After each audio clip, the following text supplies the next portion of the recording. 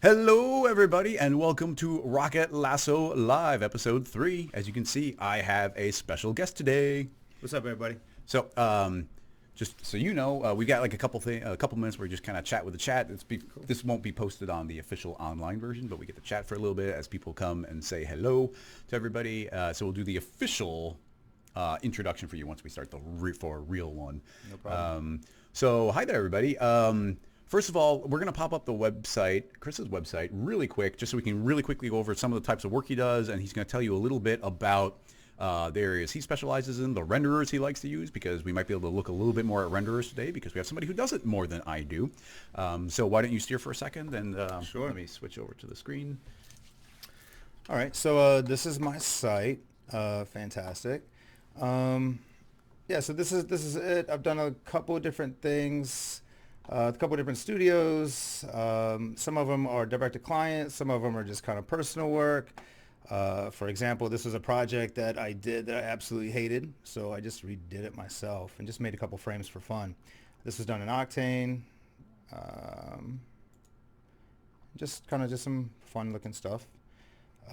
This is a piece that I did not too long ago. Are we showing videos or just? Yeah, you can do play. I mean, Cool. This is kind of the pre-roll, so this is Yeah. more, and once again, Cool. everybody, this is start prepping questions that might be good for Right. the guest, which is always going to be the case. We can always just kind of just skip through this stuff.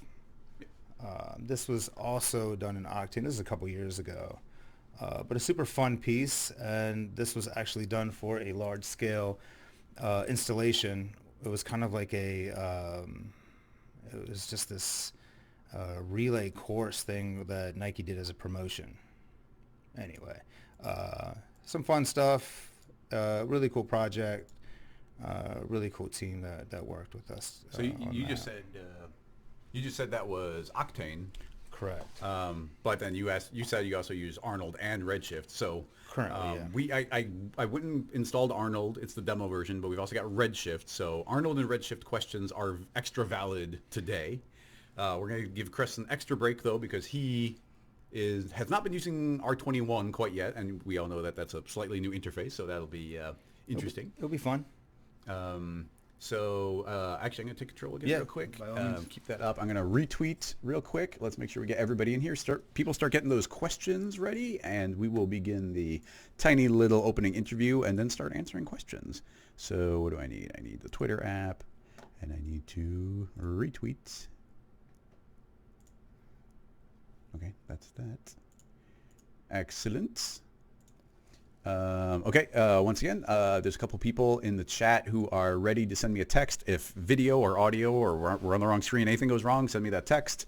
I'll be keeping an eye on that. And then we'll be looking at the chat. I want to make sure the chat is indeed coming in from both places. Yep, we have YouTube and Twitch coming in. Hello, everybody. Thanks for coming and hanging out. Who do we got here? We got Pro Tools, Rogue Electron, of course. MK, thanks for coming again. Oh, another Chris Moore. Hi there. Bobby, JB, Frank, Mumphies, of course. KGB. Zaza. Oh, is KGB here? Yes. Oh my God. Yeah, you're gonna be the next. Where is KGB? I don't see the name. He's out there. I see him.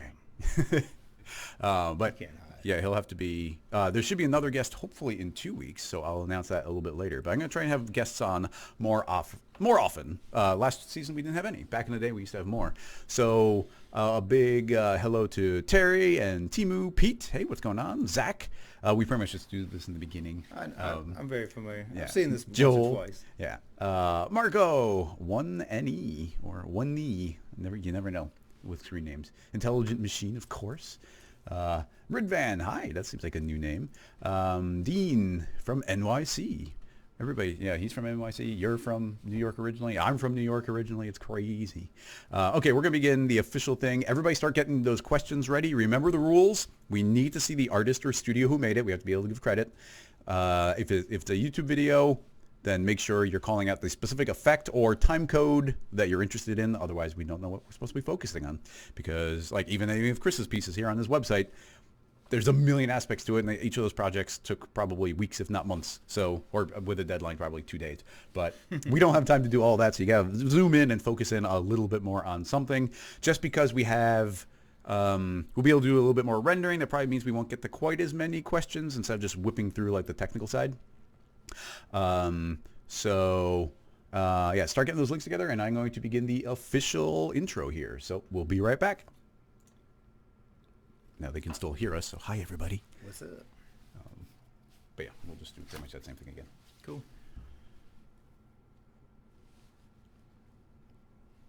Good times.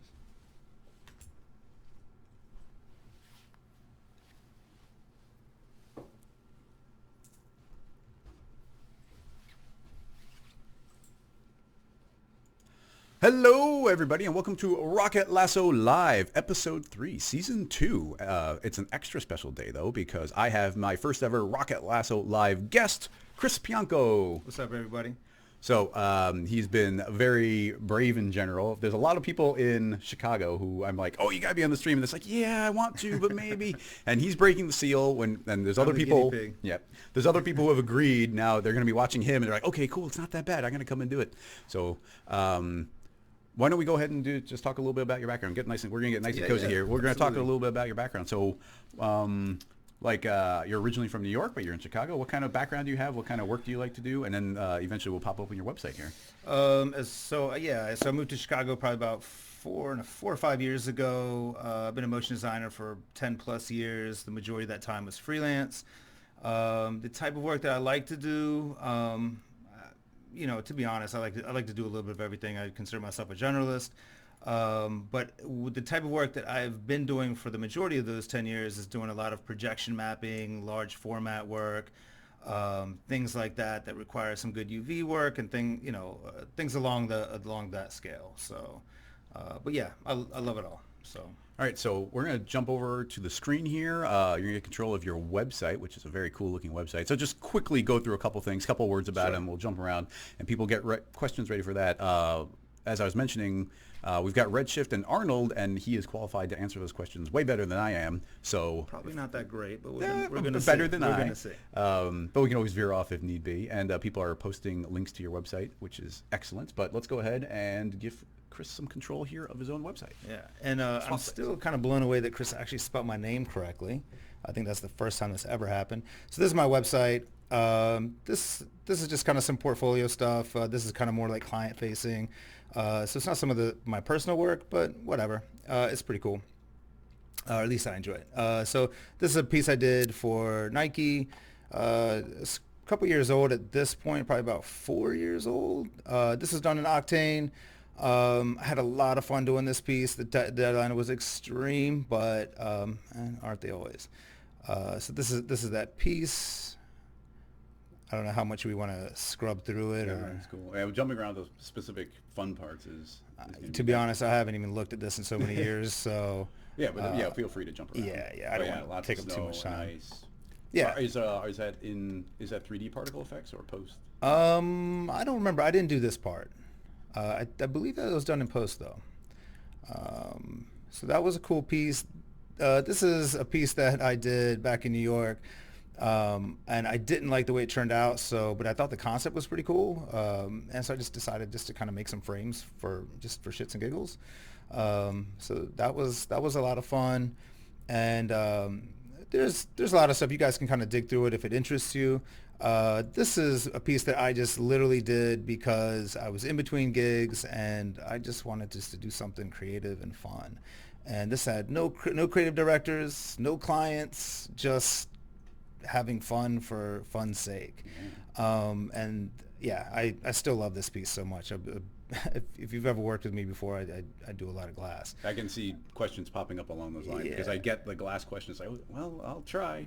I've been thinking about Tron Legacy a little bit lately. Yeah, too, it's totally, which is always an amazing look. Yeah, actually, I believe that this was actually done in standard, to be honest. Wow. So this is also a little old. This is probably like 3 years old or something like that. But it was just literally for fun and just crank out some shots and just have fun with it.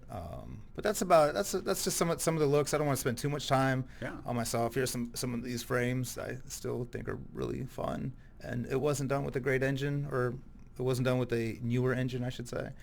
So that's my stuff. Feel free to dig around. if you have any questions, you can always reach out to me by all means. Yeah, we'll definitely do follow up. I'll be posting all his info everywhere. It's getting warm in the room quickly, so I'm going to crack open the little window here, get some colder air going. Okay, so everybody start posting your questions. Remember to specifically make sure that we can see the artist who did it, or their avatar, or something along those lines, or the studio, and the time code if need be. So start posting those questions, but we've already got some starting to filter in here a little bit.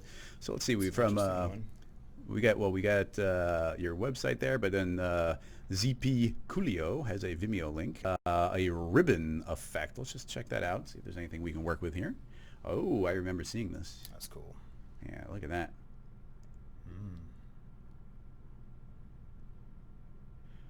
All right, so Super pretty. if we were going to pursue this one, what might we do? Well, first of all, who made this? This is a Zachary. Oh, it's Zach Corzine, of course. I should have known. It's definitely got that look of his, and he is really good at pioneering, taking, like, I'll go, my kind of workflow is I will go and tinker with some sort of technical technique and be like, okay, cool, I'm done. I did the technical part. He'll take that cool technical technique. He'll find one on his own and then make it look beautiful, and everybody's like, oh, how did you make that? So, like, I got to start trying to make my things look prettier after I come up with some sort of concept. Okay, how would we go about producing this? It's clearly dynamic. I think we see the... Right. Actually, are any pieces actually bumping anything else? Oh yeah, well here, they're definitely layering up. So I think that yes, there is definitely some implied non-colliding going on. So immediately that's implying some sort of probably spline dynamics. Sure. I'm just pretending like I'm just agreeing. I'm like, yeah, absolutely. Spine dynamics. Absolutely. So I could, Vimeo always starts the next video. So let's just go to a still here. So that's super pretty though. Yeah, so each of the ribbons is textured very individually. So these would have to be a whole series of presumably different splines, each of them being textured differently. Because you could make a dynamic spline on a very two-dimensional plane. Now you can't, and I've talked about this a lot. Let's jump to our camera here. So I've talked about this a little bit recently, something that's a little frustrating with me for the limitations of dynamics in Cinema 4D, and this is where Houdini does start becoming powerful, is you can't ever change the point count in anything in Cinema 4D, especially once it becomes dynamic. If you have a dynamic piece of cloth and suddenly the cloth gets an extra layer of polygons, everything resets. It's back to zero. Sure. So that means every point for anything dynamic needs to exist the entire time. So we couldn't we couldn't start emitting a bunch of particles here and merging them together because they wouldn't interact with each other. And then if we make a big dynamic spline, that means the entire thing has to be there at the beginning, and then which means we have a whole spline that we have to hide from somewhere. Now it's still viable. Now if we were to start tackling this, do you see some element of it that you'd be able to participate in? Because I have some ideas for the dynamic part of it. But could you, if I were to make these little extrudy lines, could you make it look pretty? Sure. Okay, that's the plan. We could definitely, just have fun and see what happens. But yeah, there's definitely some interesting stuff that you could do there. All right, so I'm going to take over right now. Yeah, I'm going to take over right now for the dynamic part, and then Chris will take over and make it look cool. And that's if we get it working. So thank you very much for the question, and a big thank you to Zach Corzine for always making beautiful looking things. So we are jumping into Cinema 4D R21, and another good thing is try and speak out what you're clicking as you do it. Right. It's very educational. But in this case, we're going to be creating a spline to start out. A good way of, there's a couple different ways of making straight splines we didn't used to know. This is kind of neither here nor there, but something I learned on the 3D motion tour is a good way of making a straight line is making an end side and making it a two-sided line. What I originally would have thought was doing this would make it so that it's actually a loop, it'd be closed spline, but it's actually an open spline. They made that work. So that's a really cool way of getting a center point line going. But if we want to control how many points there are, I'm going to make a helix. Make the start radius and end radius 0. We want no angle, and now we have a straight line with exactly 100 points on it. And I actually think that's probably pretty good. I'm going to make a nice clean length of 100. So we have 100 points. That means there's 10 units between each point, which might become relevant information. Create a floor so we have something to collide with. Right-click, floor, simulation, rigid body, and on the helix, right-click, simulation, soft body. So if I play, it might hop in the air a little bit. Yeah, just a little bit. It's going to explode a little bit. I think it's because it's colliding with the ground. Also, yeah, there should be no margin, so I think that's just colliding with the ground. Also, there's a thing that I've noticed Cinema's been doing in R21, which is it doesn't necessarily refresh back on frame 0 without some external force applied to it. But in any case, I'm going to move this 5 units up into the air because I think we want to give this a little bit of thickness. And I always forget, but I think what we want to do is in the dynamics tag, go to collision, turn on margin, and we're going to give it a radius. Now, I never remember if we need a radius or a diameter. I'm going to say 5 for the radius, and we'll see if it explodes. So hit play. Okay, well, it's super duper exploding. I'm going to turn that off for a second and just make sure it's still working. Yeah, it is. And it's expanding. That's very strange. 100 points with 1,000 length. I wouldn't think that would explode right away because we'd have enough distance between them. But maybe it is too many points, just for an experiment. And once again, you see when I'm resetting back to 0, it's not resetting right away, which is the kind of pseudo bug I'm talking about.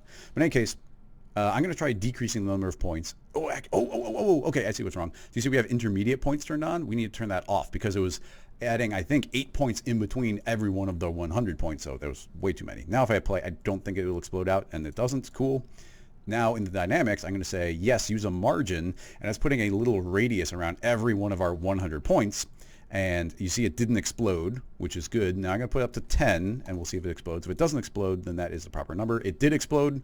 I'm going to try taking it down 1. It still will probably explode, but we'll know. Yeah, it exploded there. So that means 5 is the magic number. That means every point is not wanting to collide with itself, so that we now have a set radius of 5. You can never have your radius be bigger than the distance between the individual points on the spline. So with all of that in mind, let's create an end side and a sweep just to temporarily see this and the thickness that we're dealing with. Eventually, why am I doing in that menu? Let's go to our sweep and feed these both in and give the end side a radius of 5. Okay, hit NB so we can see the individual polygons, and now you can kind of see a visual representation of what's actually happening. That's the thickness, and this thickness won't allow it to collide with itself.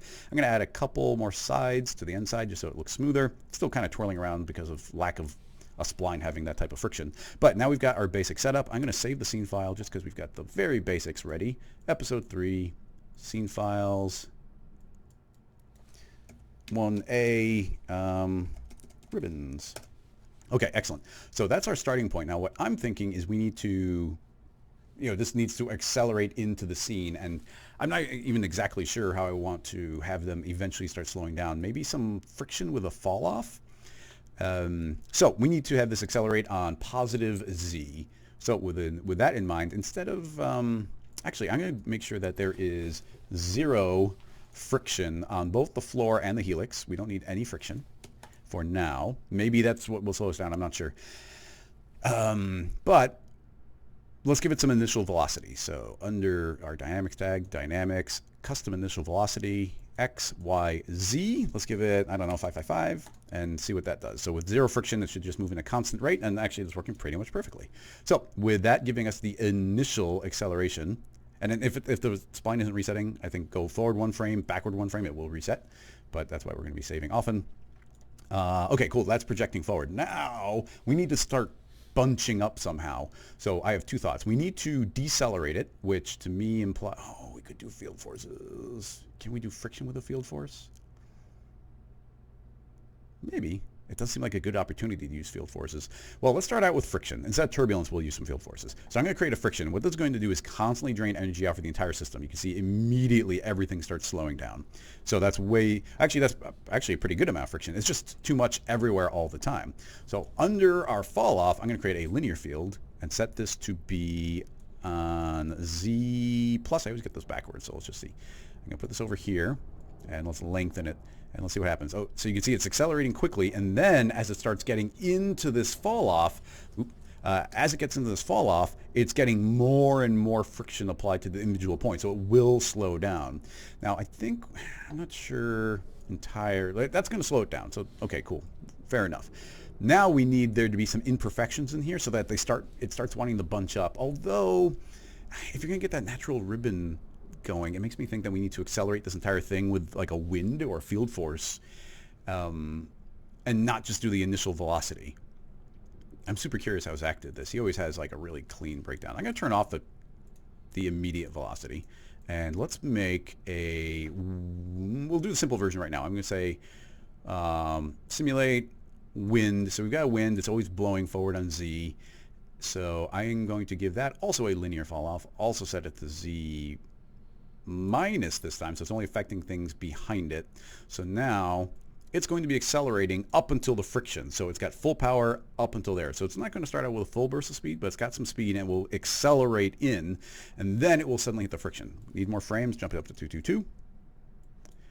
And let's let this shoot in, and then it's still pushing, but then slowing down, which I think is all probably good. Okay, so the basic way to do this would be with some turbulence, but let's do a little bit of field forces just because. Forces, field force. So of course this is new in R21, and it's a way of using all of our fall-offs and our field objects to create exactly how this is going to blow the dynamics around. So with this in mind, I'm going to create a random field. The random field by default here is going to be set to noise, so there's a noise within it. And if we want to see a nice visual of this, I'm going to click on our field force, go to this, I always do this, delete that field force. We need it to be in the object tab, not the fall off tab. I do that all the time.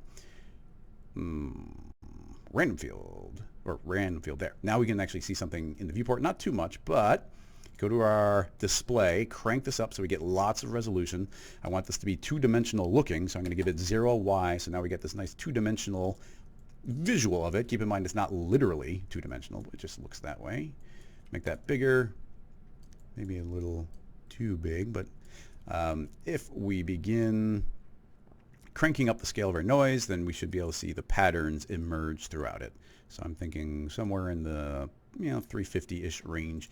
So that will randomly be getting applied everywhere immediately. There's two random fields. I'm going to make sure I get rid of, yes, the correct one. Now let's start increasing our strength here. So I'm going to say a strength of 55, and let's see what happens. Now we can see the snaking forward. Now actually you can see right there, it's actually, that is starting to work better than I thought it would for the step we're at, because currently, and feel free to interject if you see me screwing anything up or have any ideas, but Chris will be taking over in a moment. What I was going to say is the soft body settings are making this be pretty stiff, so it's more, it just can't bend that much. So we're going to start grabbing our shear and our damping, and honestly let's try dropping the shear and its damping, the flexion and its damping down to 0, and we should immediately see that this thing can really bend now. So excellent, that's working very well. Now we want this to essentially, I think right now we're kind of thinking of that as the start point. So let's have this field force not have any effect until it gets there. A couple different ways of doing it, but why don't we do the simple way right now, which would be just go to the fall off tab and apply a fall off here as well. What's cool is we can just steal the same fall off that the wind had. So this is now no longer, this is, no, I'm going to continue. This is good. This was, the wind was told it can only affect it before that point. I want this to only affect it after that point. I want to use that same fall off though in case we change it.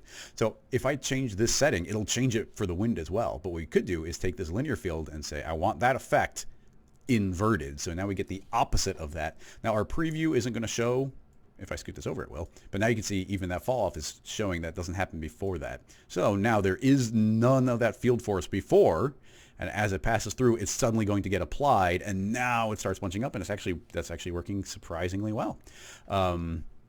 So excellent, a very good start here. I'm thinking our friction's a little high, so I'm going to drop that to half, see how that works. Let this travel a little further into there, and it starts bunching up quite nicely.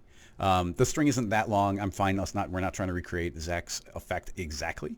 It's very satisfying though. Yeah, it's looking nice. I'm pleased with this so far. So we've got that. Now, a couple things we can do. Actually, I'm not sure if this works. I'm going to attempt to make a simulation dynamics force. I don't know if this works on splines, but if it does work, I'm going to set it to something crazy like -55, and it's got pretty big distance. And this is going to stop it from bunching up if it's working properly. But I think there's a good chance that this doesn't work on splines, and at a glance, it doesn't seem to. I'm going to give us a couple extra frames here and just see if I tweak a setting, if it'll change. I don't think it will. Once again, I'm going to I'm going to just make the settings way too high, and it's just, we'll be certain that it is affecting it or not affecting it. So hit play. It should be visually affecting it now. It's not. Okay, so that doesn't work, but we are not limited. We're not trapped yet, because what I want to do is make this bunch up, but not bunch up quite so much. Although maybe it would be like this, because right now we have a thickness of 5, but that means that this would never be closer than those 5 units. Now we could, let's do this. I'm going to double the length of the spline, but not double the points, which means I can now double the radius of those points. So now there'll be twice as much margin, half as much detail in the spline, but now it's twice as long. And now when it bunches up, you're going to see that they can't get as close to itself as it was before. Actually, that's working quite nicely. I'm pretty pleased with that. So let's go and make this look a little bit more like the final, which means we can take this helix out and we will extrude it instead of sweeping it. I'm going to keep it down here at the bottom of the hierarchy. So extrude X, Y, Z, not on Z, but on Y. Let's try 200. There we go. Perfect extrusion. So now when we hit play, this doesn't care about how the line is. Oh, okay. It's not acknowledging the dynamics. So a couple things to try. It doesn't like the dynamics. First of all, when in doubt, try a connect object. I'm gonna hold down Alt, which will automatically make it apparent, and I don't need it to be welding. Let's see if that does anything. Sadly, it does not. Okay, so it doesn't. The extrude, actually, this is super interesting that the extrude, the sweep didn't mind the helix. Let me just take it out and make sure it is still working. Hit play. Yeah, instantly works, but the extrude doesn't want to acknowledge it. Now, one thing it'll probably automatically work is we can just bake it. So we can go to cache, say bake object. It'll be probably pretty quick. Spline dynamics run very fast. And let's hit play. And okay, that's working now. Put that into the extrude, and let's make sure that is. Oh, that still isn't. Very interesting. Now, okay, we're slowly running out of the options, but let's clear that cache, and I'm going to actually. Okay, this is getting really roundabout, but you do what you got to do. I'm going to make a matrix object. I'm going to set this matrix object to be set to object. The object is going to be the helix. It is going to be a distribution mode of exactly the vertexes. So now we have exactly 100 of those. Now I'm going to create a MoGraph tracer, and that tracer is now looking at the matrix. I'm going to say connect element. So I think that's going to interconnect all of these different points. So now that tracer is a separate spline. The order of operations might matter, but it might just be lagging a single frame behind. So now let's see if this is working. Well, the spline's traveling, but the matrix isn't chasing it. I'm going to move it after the helix, and let's see, and then we'll move this after that. The matrix, I would hope, would reference it, but it's not. I thought I had this working. Let's try putting this back into a connect, and I'm going to run the matrix to view this. We're getting deep here. Uh-oh, that's still not working. Oh, man. So this is just going to like the extrude. It doesn't want to acknowledge this spline. We don't want to, there's some suggestions about like making the extrude have the dynamic, but that means we're going to be dynamic on this entire object and not on this two-dimensional plane, which is really simplifying things for us. What about a Mo spline? Would that work? Mo spline referencing the other spline? That's a good idea. Let's try that. So pull this out, and we will make a Mo spline and change this to spline mode. In the spline mode, we're going to feed it this helix, and we're going to see if this Mo spline is doing the same motion, which sadly it doesn't seem to be. Now, I just saw something else that might actually make all the difference. I'm going to make a copy of the helix and turn it off, and now let's make this editable. Now that's an editable spline, that might just change everything automatically. That might, it looks like I accidentally deleted the extrude. 200 on Y. Let's try running this directly in that again, now that we've made it editable. Sadly, no. Let's try the Mo spline. It is referencing this one. I mean, that's doing its thing, but it's not cooperating here. So let's see. I know I've gotten this working. We just have to think of the right combination. Once again, every time we change a variable, we have to recheck all the other ones. So we'll put that back into connect object. It is moving, but the extrude is not referencing. That's put this directly into that connect. Doesn't like it. Okay, we're going to try baking the made editable version of the spline. So bake.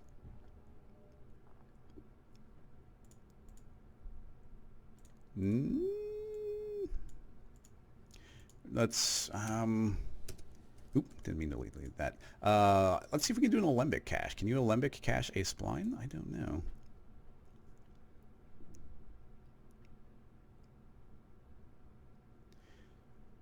That looks a little weird at frame 0, so that's not encouraging. Let's try putting that into... Yeah, okay, it does not like that either. Okay, usually we have a recourse here, but now if we're running these dynamic, I mean, this is a pretty straightforward, just dynamic spline, but we cannot extrude it. Okay, I've got a different idea. It was working with a sweep, wasn't it? So we'll put this back in the sweep, and instead we'll just do the simple method. We'll just put a rectangle in there. So here's a rectangle, and we'll just make it skinny for the rotation. Yeah, height. And now, okay, now that's fine. It's freaking out a little bit, but that's because we need a rail spline. Or can we turn off banking? Turning off banking might do it.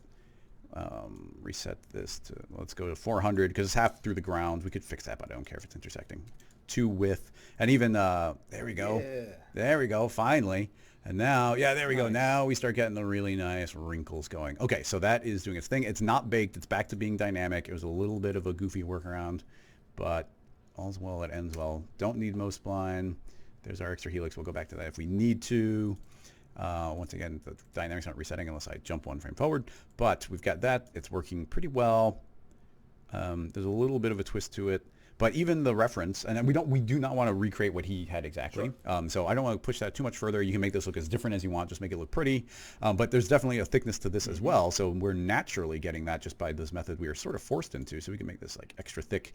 And in fact, 20 might be the limit. 10 might be the limit as well. But it's 20 as a... Yeah, so yeah, you see that's not quite intersecting, although I guess if we're emulating the effect, we don't want it to quite touch itself. So that's fine there. We can round it out through a subdivision surface or by rounding out our rectangle, which would probably be the cleanest way. I don't want too many polygons, so we'll drop our angle to 25. And there we go. We'll let that run through, hit NA so we can see this a little bit more smoothly. And that's all bunching up. Now, let's go ahead and see if we can make that look smoother overall just by grabbing our helix and giving it those in-betweens. I don't know if the dynamics will calculate on there or not. So I'm going to change this to be, let's say natural, and I'm going to change it to be a B-spline, and we won't give it too much. Actually, we'll do uniform with 2 points, B-spline. That's the one that will force it to smooth out. Whoa, nope, that did create the subpoints. Okay, that's fine. Kind of cool, though. Yeah, it's visually interesting, but definitely not what we're going for. Okay, so we can't subdivide that because it doesn't require it. The points are too subdivided for the current radius we're feeding it, and it does calculate at that step. Along those lines, let's just make sure that our rounding is super minimal. I'm going to jump this up to like 45-degree angle, and then we can just drop this entire sweep into a subdivision surface. Although the subdivision surface sometimes doesn't like dynamic things being fed in. Did I not? I did not. Yeah, with no in-between points, that's not going to smooth out. But there we go. It's rounded out. The tip's a little rounded as well. There's ways we can fix that. But now it's going to be smoother. Yeah, cool. We get the noodly look, and it's pretty much the overall thing. So along those lines, I'll even let you do some copying and pasting. I think the entire rig will work if you just copy it. You can make as many of these as you want to have some of them shoot in. And just because it's running quick, I guess we made that editable. So actually, I'm curious if we can put the not editable one in because we figured out a different way of doing it. So it's always better to have the parametric version if it works. And it seems to. Yeah, okay, that still works. Cool. Which means it's super easy for us to take this and 1 frame forward, 1 frame back. It's super easy to grab this and say twice as many points, twice as long. And now it should visually look similar. I'm going to save this as a new version and let Chris take over. All right, all yours, man. Cool. Thank you. Yeah, that would have taken me like 3 days to do. That was absolutely amazing, as always. I just want to see that play again. It's so much fun. Oh, man, that's cool. Anywho, so really quickly, I personally am a little OCD.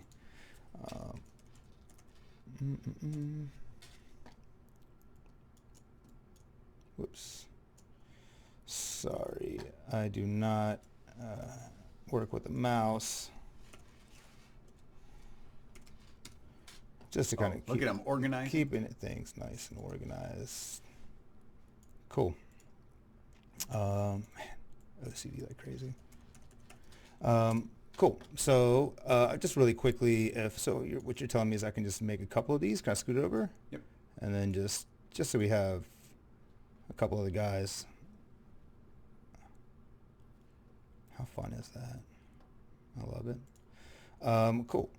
So let's just make one more, just so we have a couple, because I think that what really makes this piece cool is just the color.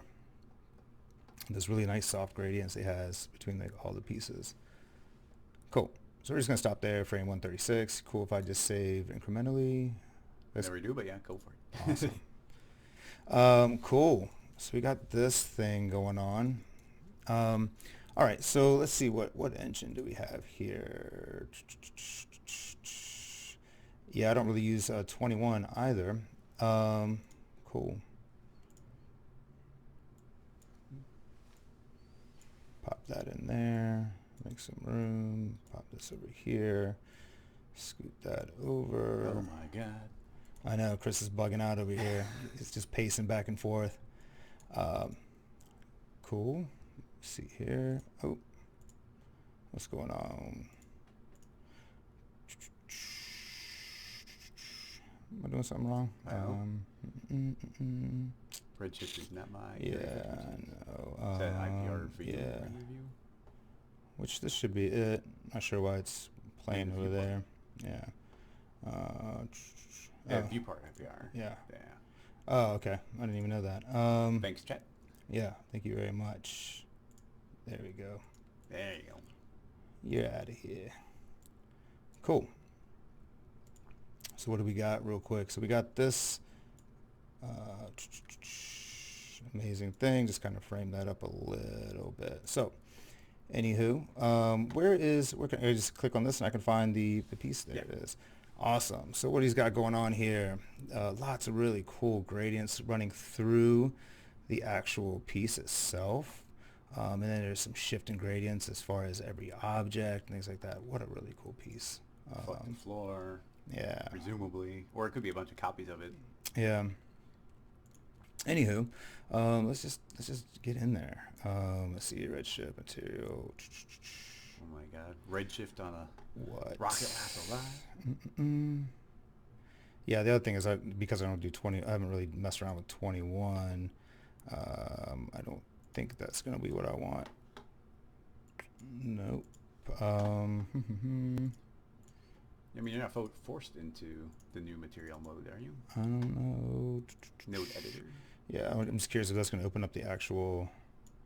Yeah. Yeah, that's opening up the newer one. Anybody in chat know how to pop open in 21 the old style materials? Dun, dun, It's going to take a dun. while for them to answer, so keep trying. All right, let's see here. So is this the new node space-based material? Yeah, I think so. Yeah, so the basic idea here being that Maxon and Redshift have been working together really closely so that they could implement the new style. Chris is saying that There's we a should jump command. into preferences and turn it off. Oh, let's check that out real quick. Preferences. Oh, there it is. Render redshift. Da, da, da. Use node materials for presets. Is that it? I don't know.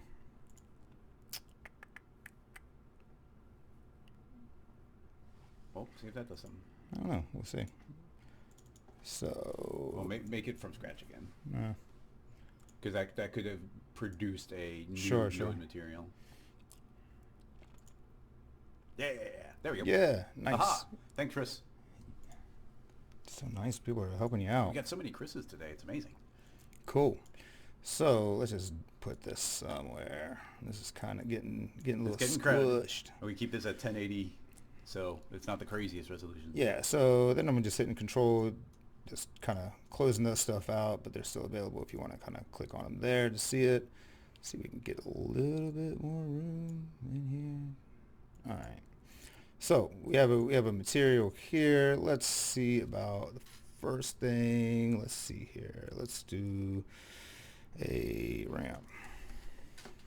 Let's just start getting in here, and we see how this ramp and how this material. We set it over all the geo. I guess we technically should do it this way. Cool. So this ramp is then vertical. If we move this around, oh, I'm not sure if that's your screen. Let's see here. Cool. So we see kind of what's happening there. We can do this, and then I believe by default is that. We could do tricubic, see what happens. That's going to be ugly. We can do, curious about that. Well, the way the UVs get wrapped, because it's a rectangle sweeping around it. Right. It would be wrapping from the start to the finish around. So we might need to map it in a very particular way, like start it at not the halfway point and things. I'm not entirely sure. Right. Let's check it out. Let's start from the beginning and just see what happens. Yeah, just hit play. Oh. Boom. It's not refreshing at 0. Yeah. Cool. And Motion Wave is also saying that we could project it flat. Yeah. That would, now what's cool, that would work, but it wouldn't map onto it directly anymore. It would just be in space. It'd be like, here's a gradient, it'll pass through the gradient, which is cool, but you're not getting any of its UVs helping you out to do any cool effects. Right. I mean, if we look at, for example, with this, you could do it flat from the side, for sure, as it's it's getting this gradient's kind of running through sideways. But so that pink streak won't move with it. It'll just it'll just stay in space, not on the object. Exactly. So that's flat wouldn't work there. Let's just see here real quick. If we select this and then right click, fit to object, sure. Let's just kill these for a second and just focus on one dude. Cool. Yeah. Okay. So you got the gradient working. Yeah. Well, I think that's great. I think it's traveling back, so I guess it does need a... I'm just curious. I don't know if that's your... Oh, okay, cool. So we got that going on. Fun. Yeah, it's just really long spline. Sure. And let's just see now, if we just pause that for a second, if it will actually stick. Boom. Looks like it is. Seems to. Yeah. Let me just flip this around real quick just so we can kind of... And what happens when we get here? Cool. I mean, of course, as you got this dude, but we'll just kind of, we can turn caps off if need be. Yeah. We just pretend like it ain't there. Cool. So we have this guy going on. So then what we could do is just, of course, just, you always do a fun little color preset thing. No presets. No presets. Dun, dun, dun. So we'll just do this color, and then we'll do this color. Whoops, grab both. I still haven't fully adapted to the new, and make your own colors too. We don't want to make his. Yeah, no doubt. Sure. But yeah, I still trip over the new ramps. They're nice, but I don't always get them. Yeah, you always get the results aren't always what you're looking for. So it's like, all the way past there.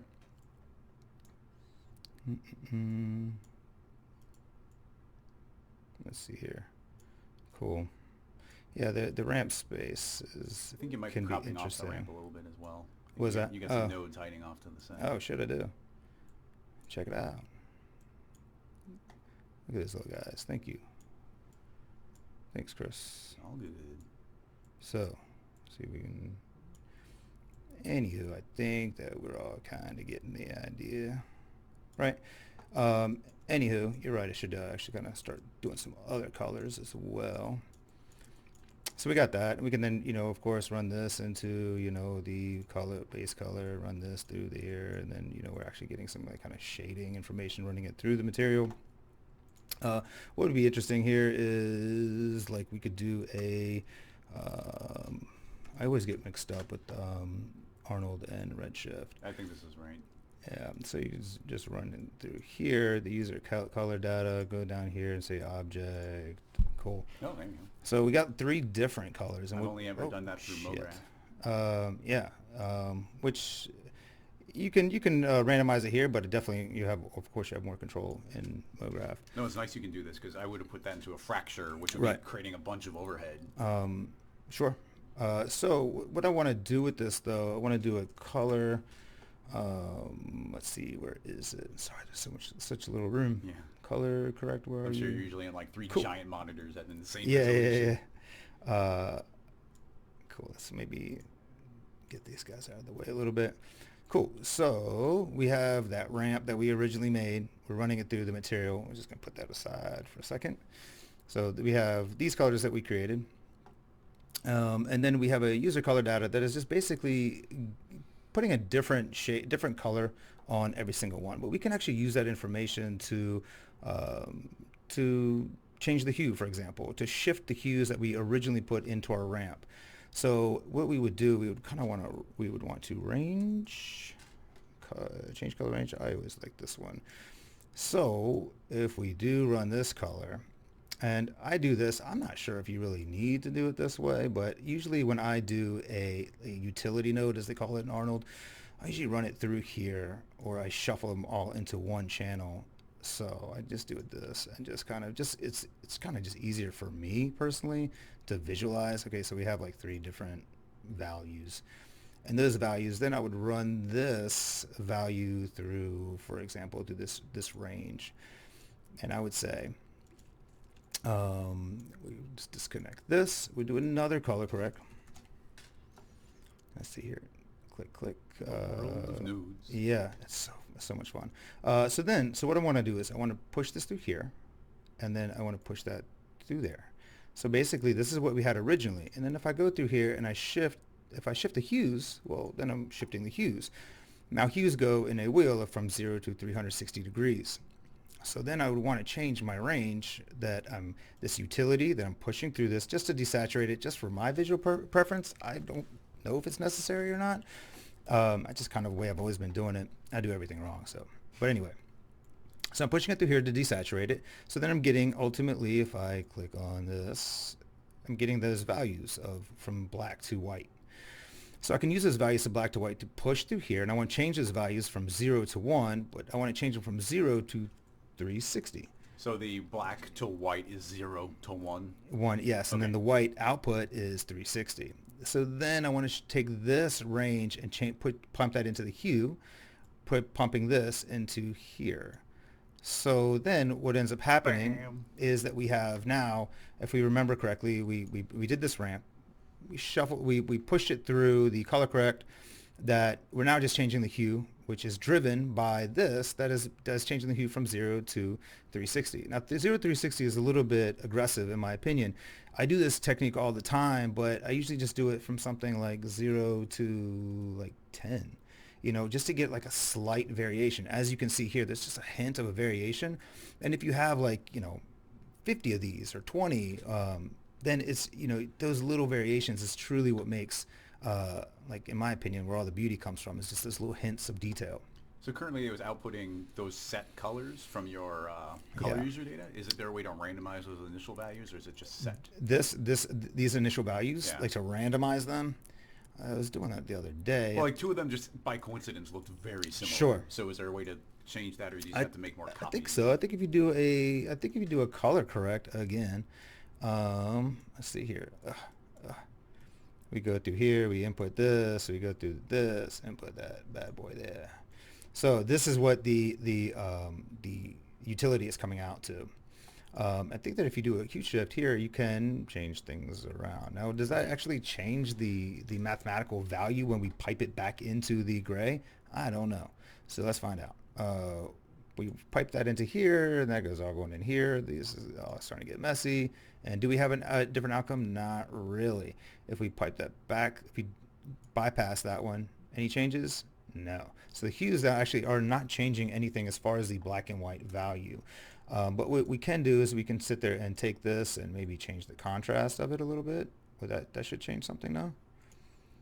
Yeah. Oh, there you go. Yeah. So we're just taking that utility, the Arnold utility, and then just literally just increasing the contrast, ultimately getting those colors. So this is the colors that we have. Now, I know it's only 3, so it's really not that big of a wow, but if you had like 50 of these, it would make a difference, and they would all kind of relatively stay in a similar place. And the system's set up in a way where you could just make another, and it's automatically going to get the variation Right. applied, and all this without a cloner or a color shader. Sure. And you could do this. Cool. And you can also take that color data, and you can make that, instead of just just adjusting a little bit of the hue, you can make it adjust. Do a different range map. Pipe that bad boy in here, and then maybe you want to change the gamma. But that range from 0 to 20, that's a pretty eccentric, pretty heavy gamma. 0 to 1 should, you could do 0 to, or excuse me, 1 to 1. Yeah, that should be, so that's pushing everything out to 1, which should be, I believe it's linear color space, but you could do 2, ultimately, or 0.5. Just ultimately range mapping those values that you're pumping into here. I do this all the time, and it just really is really nice for those subtle hints. And then as far as, do you want to continue? Or Yeah, keep going. Cool. I don't know if you want to. Yeah, make those suckers shiny or glowy or anything. So then now that we got kind of like a color that we're looking for, and we can. Save. Oh yeah. Cool. So now that we have kind of like all this stuff going on, sorry, it's a little bit dense, I know. Now that we have all that good stuff going on, as far as we generally have the colors that we're looking for, we can sit there and keep playing around with this all day. I just kind of want to get a little bit more variance in there as far as up by the head of it, the snake. Well, if you could right click and duplicate them if you wanted to, and make a bunch of copies. Right. Or sure, the actual nose, yeah. I just wanted to get just a little bit more color in there or something. Mm-hmm. So I think the next thing would be maybe to do a little bit camera stuff. And this is another cool little technique that I picked up from a tutorial somewhere. Please humbly apologize. I don't remember which one, but it's a super helpful technique that it's I've been using cinema for so damn long, and as soon as I saw this, I was like, holy shit, this changed my life. So anywho, so I have a camera here, right? If we go in here and right, so default camera, yeah, there she is. Go in here and say I want this camera. Cool. I take this camera, Shift C, reset PSR. God, all the icons look different too. Yeah. Just to let you know, one of the best features in R21 is they docked that's reset right. PSR right in the viewport. I've dabbled with it. We don't have our farm set up on 21 yet, Totally. so that's the main reason I haven't. But I did just give a shout out to the best feature in R21. Yeah. No, I have noticed that. I totally forgot, but I have noticed that, and that is a damn good feature. So it's now we got this big ass plane right in front of our camera, which is absolutely not useful at all. But if we put a let's see here. Oh man, shit! I'm never gonna find it. If I put a display tag, because I know they reorganize all that, all the tags, and I just could say I just want lines, and we got to make it a nice, pretty color. Let's put it on. Let's make it nice, cool. We don't want to render it. We just want to see it in here, and then we're gonna take our camera and say the camera. Focus on that plane. So then we take this plane. If we move this plane, the reasoning is because when we're in camera, it's always so hard to say. You always have this without this device. Without this device is you're always trying to, especially when you're doing a shallow depth of field, you're always trying to find that one little part that you're trying to highlight, and you're always doing this shit. going back and forth, taking the focal plane and moving it back and forth, jumping back into camera, out of camera, back in camera, out of camera. At least I have been doing that for like years. So when I saw an artist do this, it really changed a lot for me, because this now, where those lines intersect is exactly where our depth of field is going to lie. Maybe we can just go in here and the tags, redshift, camera, and then we go to a bokeh, and I just like crank that up. 5.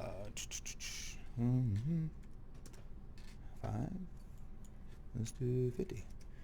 So as you can see now, that's kind of where our depth of field lives.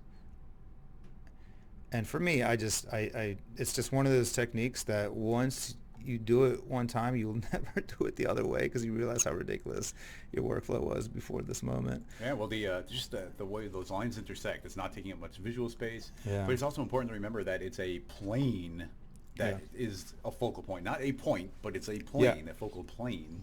Yeah, absolutely. So it's like, let's just make it a heavier depth of field, just because it always looks cool. Cool. So we have this kind of this. Let's say like this is our look. You know, we can get in there a little bit more, something, I don't know. But and you know, you can just sit there and just adjust where you want that stuff to live. And then if I'm going to save. And then we have our camera. We're just going, oh shit, I'm never going to find it again. Protection tag. Throw that on our camera. So then we're not really moving our camera anymore. And then we could probably, now that we have our depth of field, I'm sure later on, if this was a project, we'd always jump back in our camera and adjust. That's what we do. But let's just say for now, that's awesome. And we're feeling that. So the rend shift. Usually the way I start off is like an HDRI. I know that everybody's, you know, people have their own opinions on HDRIs, whether it's like HDRI. Everybody has their own opinions as far as HDRIs. It's like, oh, that's a cheat, everything. At the end of the day, 3D is a cheat. That's something I learned from Krzys. But I remember you told me that like when we first met, and I was like, oh, that's a very good point. But yeah, I usually do that as like a starting point. I'll go online somewhere and just find like, you know, a studio HDRI, something, you know, even if it's a low quality JPEG, just to kind of get a general, really quick, universal lighting, and then just take it, spin it around a little bit, just see kind of like, oh, you know, about where things live, that you're like, okay, yeah, that looks cool. I know like in Arnold, you can actually do a shader, to pipe it in, and then sometimes with the shader, I'll just do like a box noise just to get like different variations of light in there, and just a kind of a starting point. And then if I actually do like the HDR and I want to keep it, then I'll usually dial it down to like very, very low settings just to get a hint of color or a hint of lighting, and then actually go in there and start putting in some area lights. That's the general workflow that I like to do. We'll just leave this for right now. It looks delicious already. Yeah, it looks yummy for sure. It looks appetizing. This one creative director I used to work for, he's like, I like everything that when I see it, I want to eat it. And it's like, fair. That's like an aesthetic, yeah. Yeah, fair enough. You know, let's see, NF to just get into wire. Where's that? Oh. Just pop it up. Yep. Yeah, cool. Awesome. So let's just get over here and just hide this. Now we're gonna pipe this into our lights. I always do lights. So organized. It's amazing. Well, it's like you know, especially when you're working with like a bunch of other artists, it's just important to kind of stay organized. And it's always like I was always taught as lights, camera, geo, or action. That's why it was. That's why it was that way. Makes sense. Yeah. So like, let's say I want to get in here and throw a null. This is going to be our target. Booyah. And let's see. We go in here. Let's make this. Let's make that a circle. And then we're going to reset that PSR. That's way back here, though, I believe. Yep. Cool. Can we see that?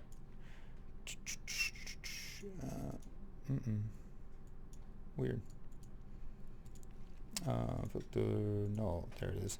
Let's see here. Let's just make this sphere, and then we just make this 20. So this is we're going to kind of this is going to be our kind of our target for our light. And let's just say this may not be so necessary for this specific project, but let's just pretend that it is. So usually the way I work is I have a light here, and then I'll take put a light in there, or excuse me, put a light inside this null, that little target guy. Let's make him a pretty color too, because why not? Cool. Awesome. And then we're going to take this, we're going to reset this PSR. So now we got that null, we got that, and we're going to sit there and say, take this guy, tags, blah, blah, blah. Oh shit, I'm never going to find it. Target.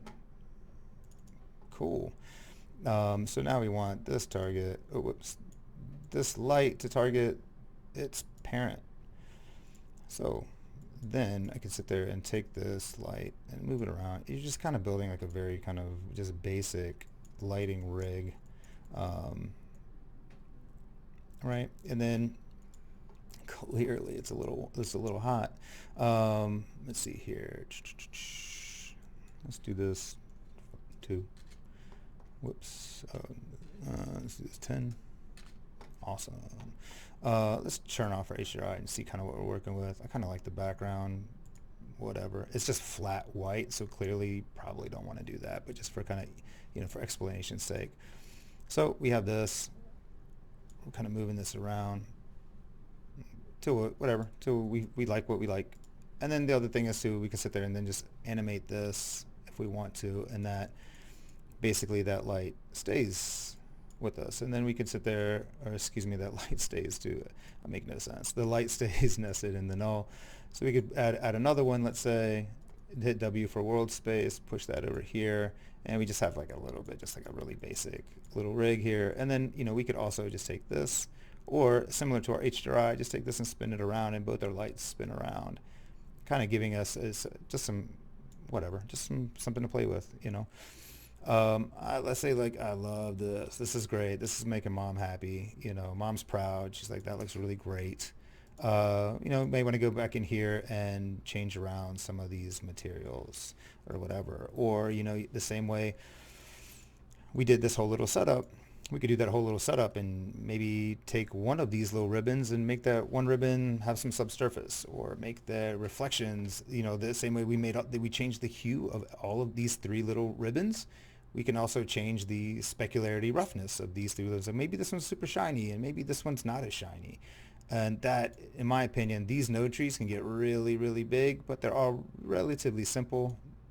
Just roughing that up a little bit. Anywho, maybe, you can, for example, just take this, and I don't really do this, but let's just say for shits and giggles.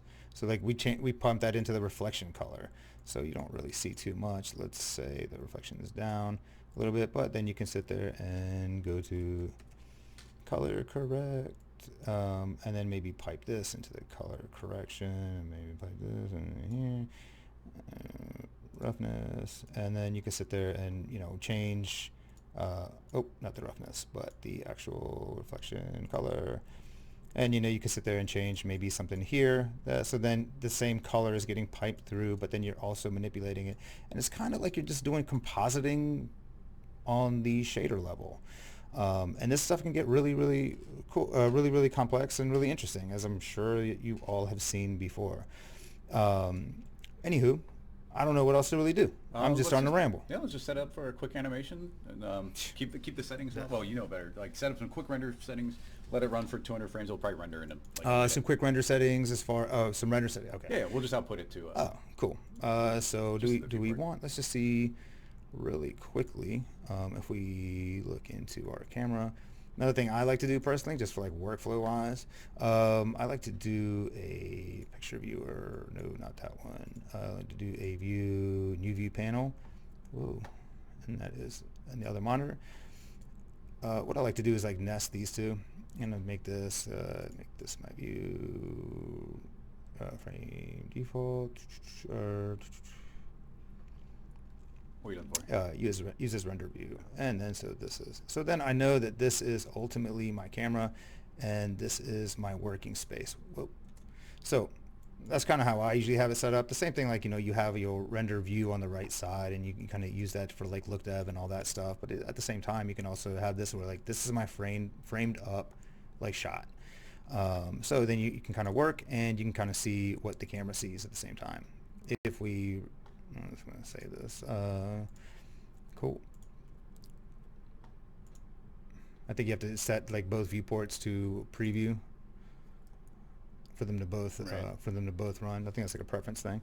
Man, that looks awesome. It's actually pretty cool. So let's just say like 200 frames, like you said. Yeah. Oh, We could probably even skip like the first like 50 or however. Yeah. Let's see real quick.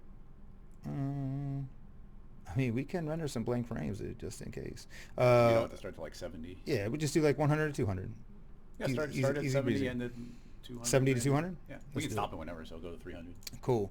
Redshift. So let's see about. I mean, that's a whole like thing as far as like optimizing renders and stuff like that. Yeah. But generally speaking, if we go in here, this is what it's going to render. This is just the IPR.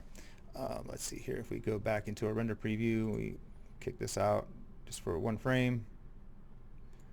Now we go to bucket view because that's what it's gonna render. Now that ain't too great. So it's super noisy because there's only 16 samples. So let's just bump this up to 256, which is probably too much. It's not bad. 128. I remember asking Chad this question. So you're going to like the very kind of binary like bit numbers. I forget what the word is, but it's like 2, 4, 8, 16. Increments of 2. Yeah. Is there a reason to do that? Like, does it in any way optimize or speed up or anything, or is it just like a nice clean number to think about? It's just a doubling. I mean, to be honest, like I haven't. I mean, you've seen kind of some OCD stuff like here. Like I got to have like my nulls like layered out. So it's like, for me, I like it because it kind of I just like it because it's kind of organized in a strange way for me. But let's see here. It's primary engine. Let's see, was it brute force, and then it doesn't cache. So we're gonna do like some little GI. But I think it's because of the graphics card. I think that the graphics card is more optimized in that type of math that everything is done into. When if you do like 130 or something like that, you may not necessarily feel like a big difference like render wise. But I think that the graphics card, technically speaking, isn't quite as efficient that way. So Chris Crocker is saying it's easier for Redshift to process those multiples. Right, exactly. Yeah, so like, all right, that's cool. We're into that. So that's that. We can go in here and kind of optimize our lights, this, that. If there's any key settings that are go-tos that people might not know about, feel free to go into it now. Key settings in what way? In any way. If there's like, hey, this is like, if you need to whip out a render really quick, here's a great setting change, or anything that people might not know, because I barely use Redshift. So yeah, I mean, for like basically this is kind of a unified magic number. If you want to, I would kind of the way that would probably work in this situation would just be like, okay, cool, like I have my final render, like this is what I want, and then maybe I would crank this number up. This number up is kind of like the fine-tuned number of like this is going to be more noisy. This is the threshold of how much noise it is that Redshift finds acceptable. Okay. So you can sit there and crank this up, and it will render faster, and it'll be more noisy. But then you can always just go back to the default when you're ready. That's just kind of a quick way to kind of jump back and forth in my opinion. Outside of that kind of stuff, integration. Where was it? System. Optimization. You can always change like the amount of bounces and reflection, refraction, and all that good stuff as well. Those numbers are just kind of basic or kind of just set. They may work for you. They may not. Maybe you want more bounces and all that good stuff. I find that this is something I kind of go back to a lot.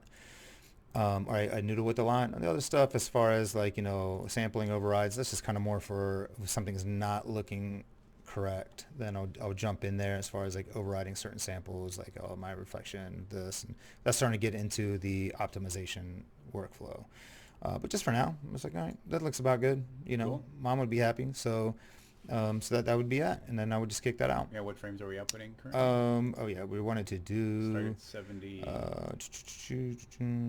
We don't have to save directly. We'll just go to the viewport for now. Cool. Let's see here from say 72, what, 200? No, you say 300. We can always stop it early. 300. Whoa, Chris. We'll stop it. Whoa. Too much. Whoop. 3,000. There, I'm too much. And we maybe cut the res in half, like height and width, just so it's going out quick. Yeah, and we'll just kick that out. Cool. I'm save and then hit render. Cool. Save. Awesome. And then make sure that we are in camera, which we are right here. And that's it. And we're good with that. Excellent. Well, we'll let that chug for a minute, and we'll. Cool.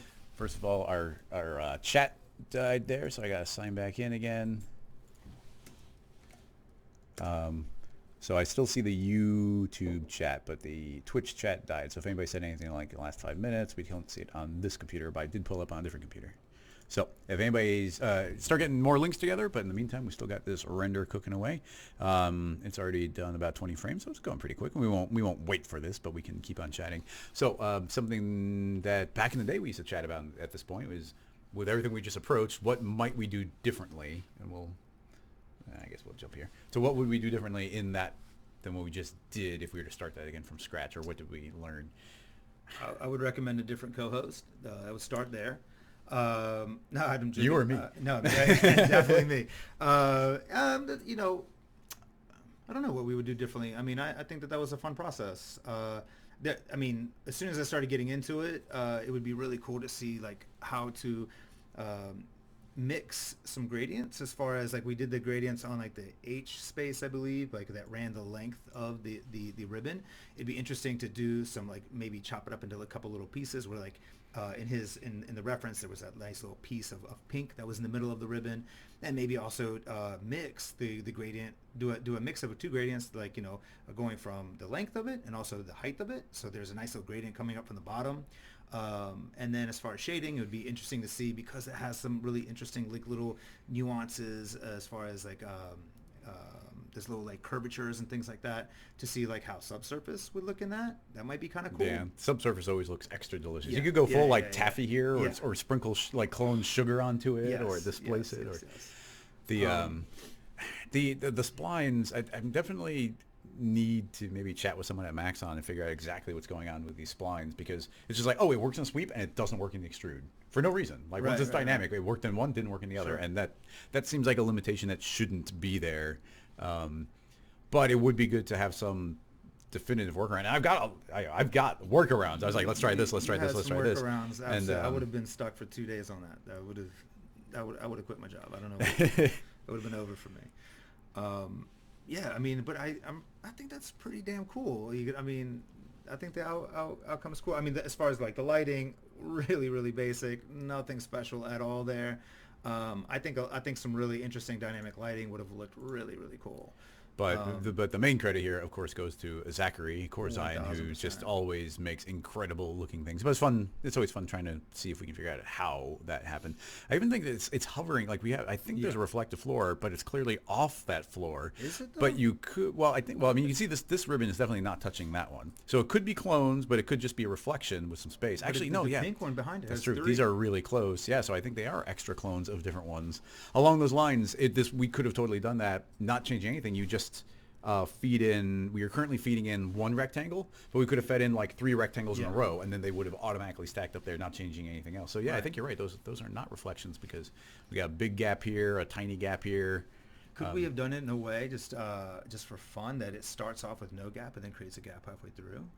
Yeah, you would be able to. Well, I mean, we still got it running, but just popping it back to cinema for a moment while that's still going. You know what I mean, progress. But yeah, well, that would go to. I'm always worried about making tweaks while we're rendering, but Break it. Yeah, we'll break it. So we've got just this one rectangle going, but if we put that rectangle into a connect object, hold down Alt, makes a connect. Now I can make a second rectangle and hit E for move. I don't know where it is, so I'm just going to move in the viewport on Y. And I can see we have a second one, and now we have that gap, and they're both being combined into a single spline. It's a little bit tall, so we could shrink that one up to 200, move it up and down, and now we can place that wherever we want. So if we were to just, those could be intersecting, and just keyframe it to slowly spread as it went. Right, but what would be interesting is how would it, when you start as one ribbon, and then halfway through it splits off into two. Do you mean not? So you mean not So that this? split wouldn't be throughout the entire ribbon. Oh, you want to start peeling it up at a certain Yeah, point? yeah. Well, at that point, man, we could take. Well, I guess you need to do it to the final geometry here. So, what I would do is just take a bend. So we can take a simple version would be making a bend deformer. Everything is a little offset here, so we'll scoot this over.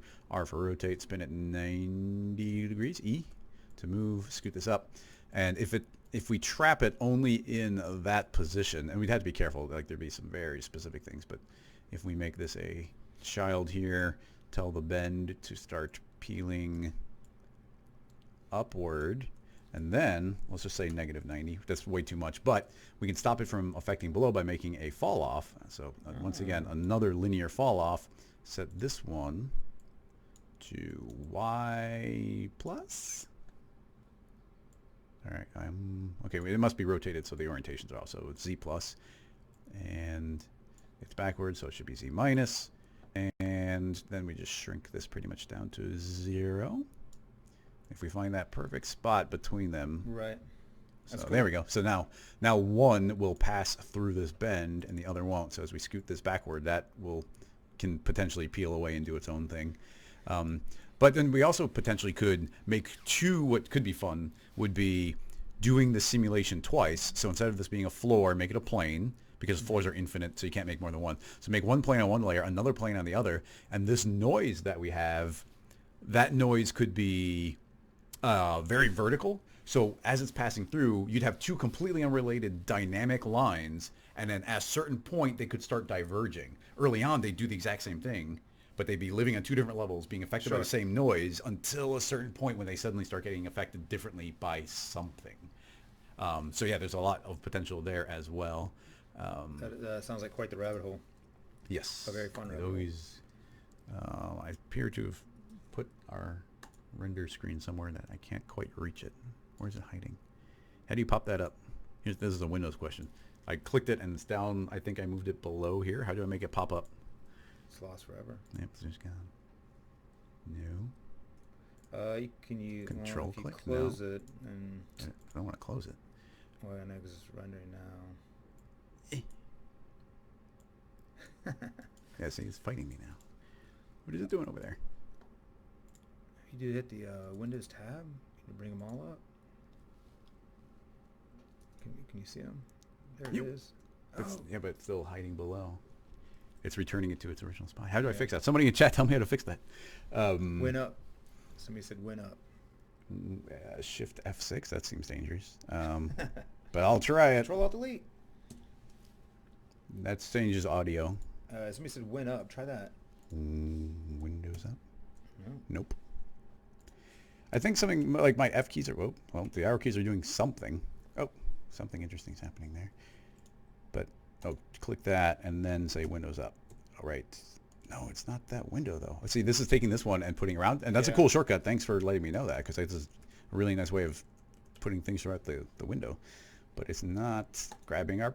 Hey, it popped up. I finally got it. It took the other space. Okay, cool. Thanks. Well, we got it in. All right, I think this rendered enough. Start putting questions in again. I think a couple we know already, but let's just check out this render, and then we'll begin the next question. So let's see what we got here. And let me shrink us back again.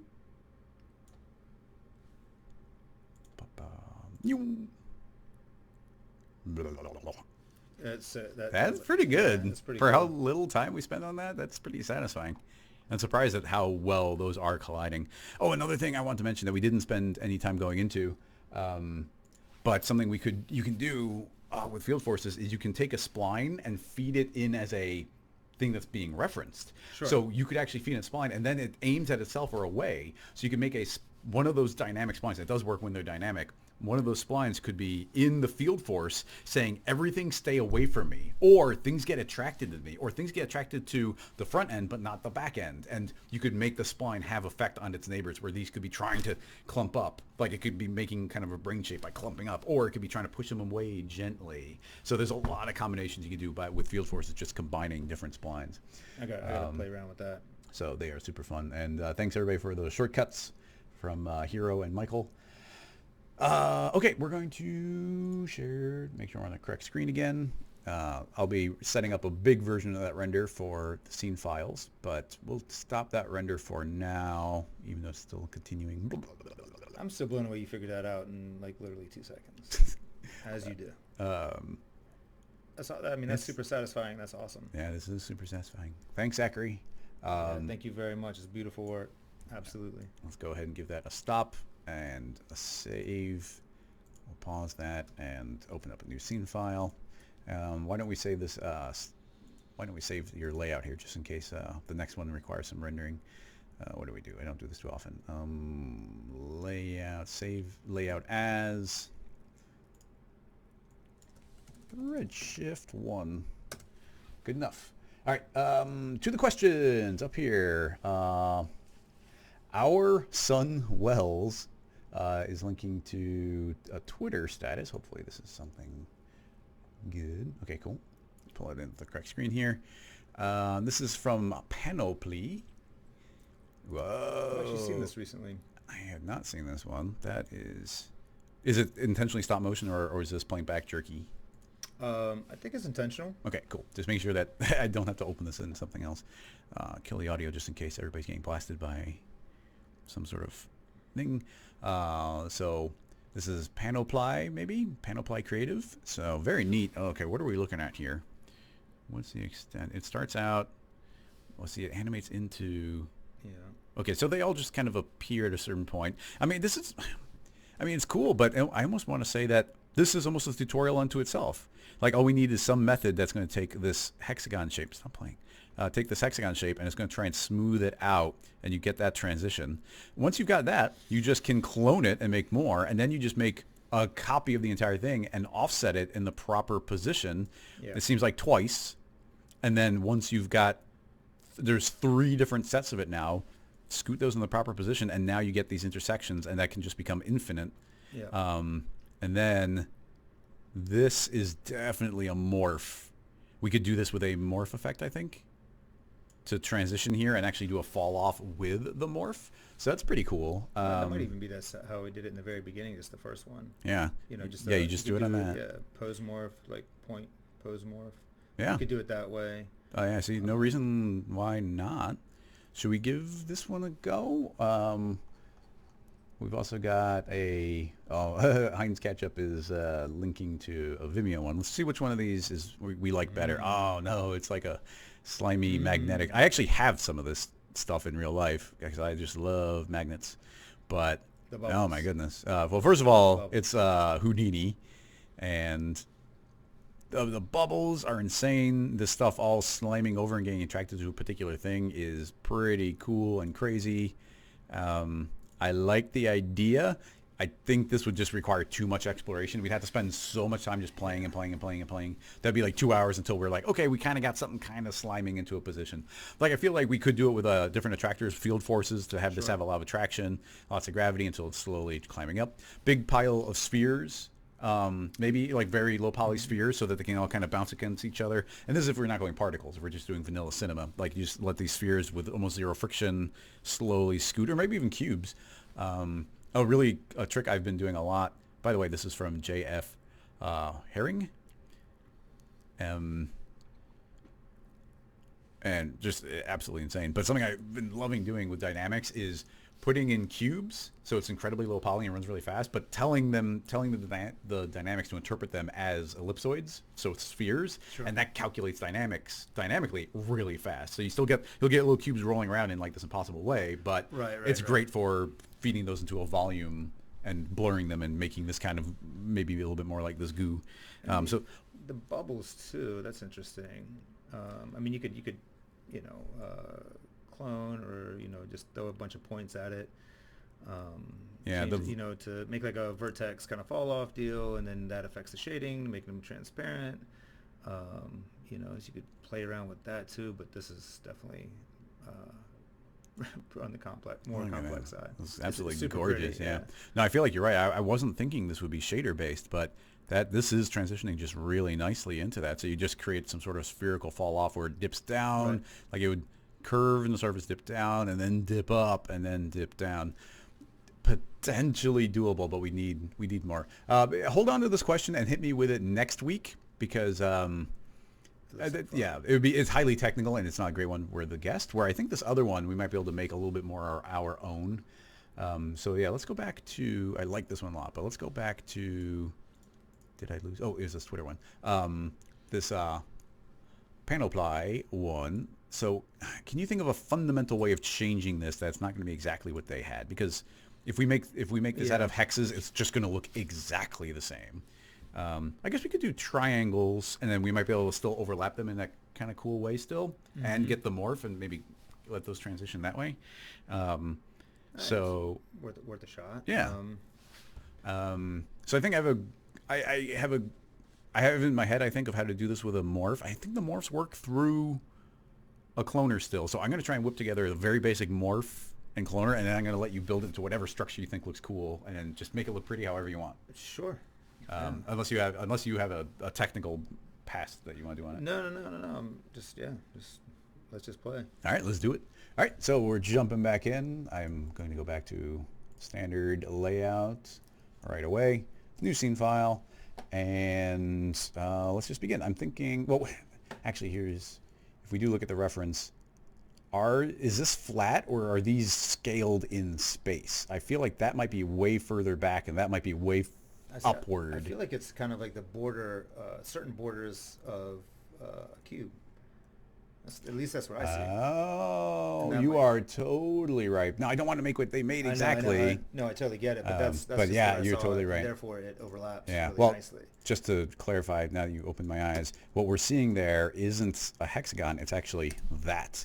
So if we were to take this and then do an inner extrude and increase our maximum range, do something like that, and hit delete, there we go. Now we got our hexagon, but it's actually a cube shape. So yeah, really good call there. And that's what's enabling it to have all that depth, so that if you were to copy and paste that cube, you could scoot it and start like interlinking them like this, because there's so much depth inside of them. So yeah, good call there. But just generic. I mean, all that interlinking is really cool, but I want to aim for something a little different. So perhaps this will be a dead end, but I would like to do let's do a polygon. Now, is this triangle an equilateral triangle? If we turn that on, that's not equilateral. No, it's height and width, so that's not equilateral. Is there a good way to get an equilateral triangle in cinema? Isn't like the height 50 and a half? I guess it might just be an end side with three sides. That's an equilateral now. Whoa, my camera's... Okay, there we go. My eyeballs couldn't lock onto the perspective. Okay, let's have this lay flat on the ground. Okay, cool. So we got our equilateral triangle. And then, I guess to make some geometry, I'm just going to throw this into a loft. Create a second one. T for scale. Deselected. Scale. Now we have a second one. Inside of the loft, I'm going to say caps. Nope. And now we just have this nice little triangle. If I were to make this editable, then now I've got my polygon, equilateral. Oh, I don't want those subdivisions. NB. Let's go and fix our subdivisions. Not per segment and no mesh V. Now I do...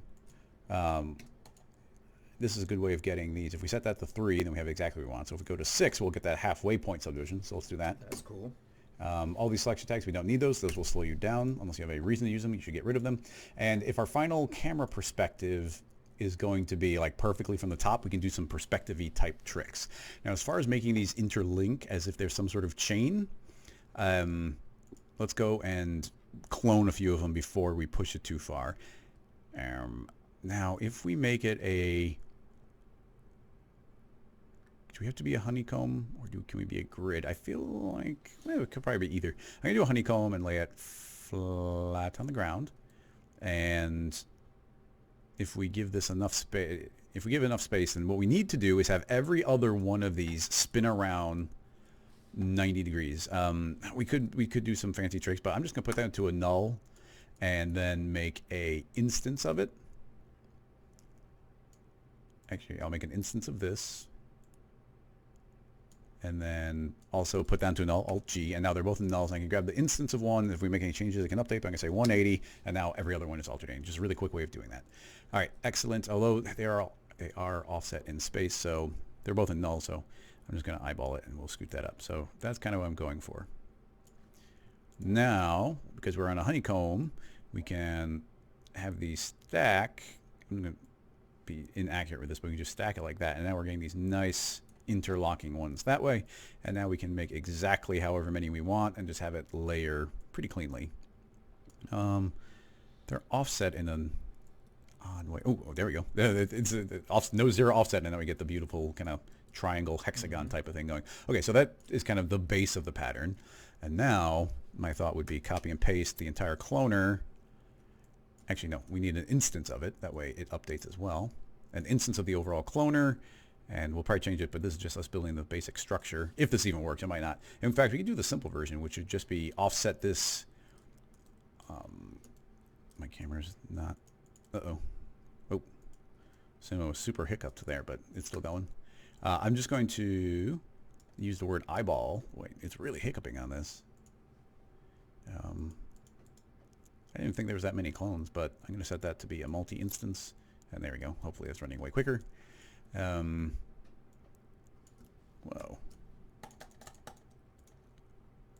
Maybe the mouse is sticking or something. But, sorry. All of that, just to say I want to scoot this so it's visually in the center point is offset perfectly, so we're in the center of a triangle.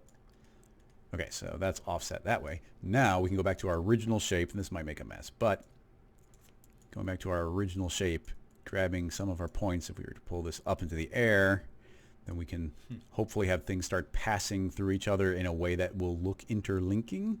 I'm going to hit Grow Selection and just pull that up further.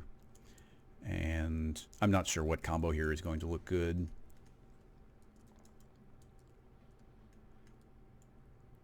Maybe I should undo those and then select all these middle ones.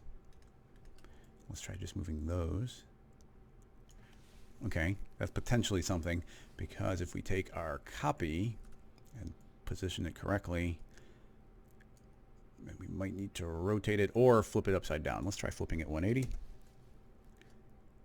Get off point mode and then flip 180. Let's see. Almost. No, it's not. It's almost there, but it's just not quite positioned in the way where I think that the pattern I was just making is going to work. What about if you scale it -1 and Y? Just to kind of flip it. Yeah, let's do that. Scale, -Y. Let's go to object mode. It's not cooperating, so T for scale. And then force that, holding on shift to go to -1, and now that has inverted it back to model mode. Very good idea to always go back to model mode. Did it kind of work? I don't know yet. Let's scoot it on the XZ plane and see if there's a...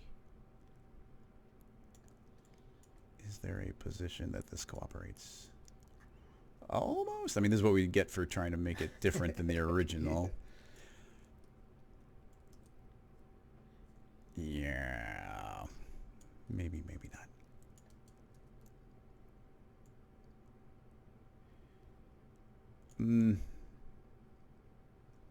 Even logically, does that make sense? I think it does. If this were to be there, like that should go up and that should go down. And with a proper rotation, wouldn't that just work? Which one are we pivoting from? This one?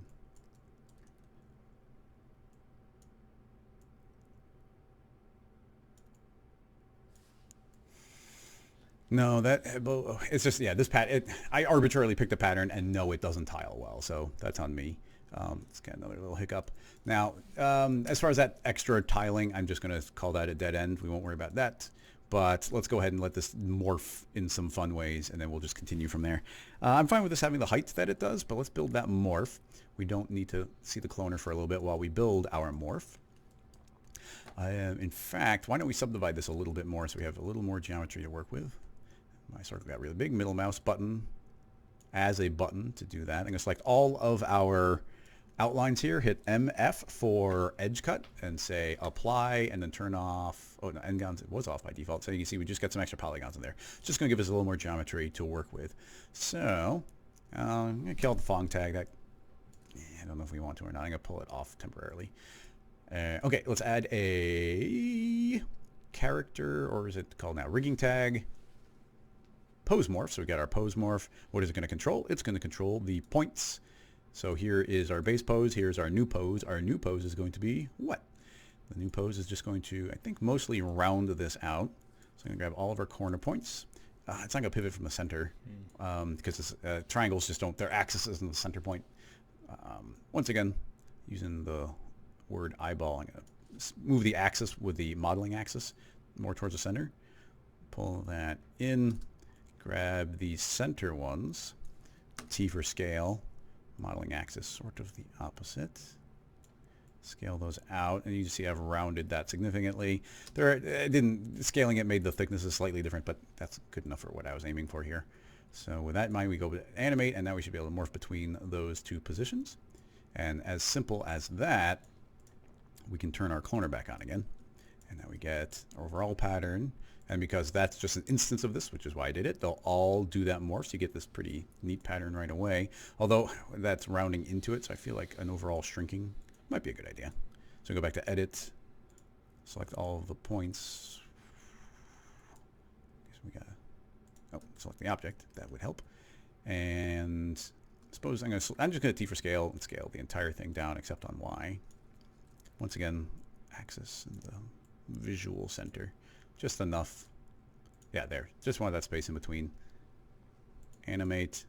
And now we can do this. Now, currently, we can only control that via a slider. And one of the most amazing things in cinema is that we don't have to control that with a slider. We can control it with a fall off. Let's see if it actually works, though. I don't want to promise something we can't deliver here. So what we need is it's here somewhere. Explosion. Go for it. I want to. But why? I'm always so blind when it comes to finding deformers. I'm going to have to read through them manually. You're not the only one. Morph, there it is. Jeez Louise.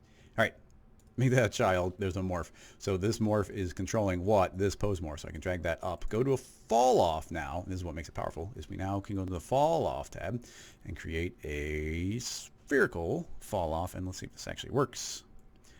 Actually, that transitional point is fine. So I'm just going to pull up this radius. It's affecting all of them simultaneously. The cloner you have now?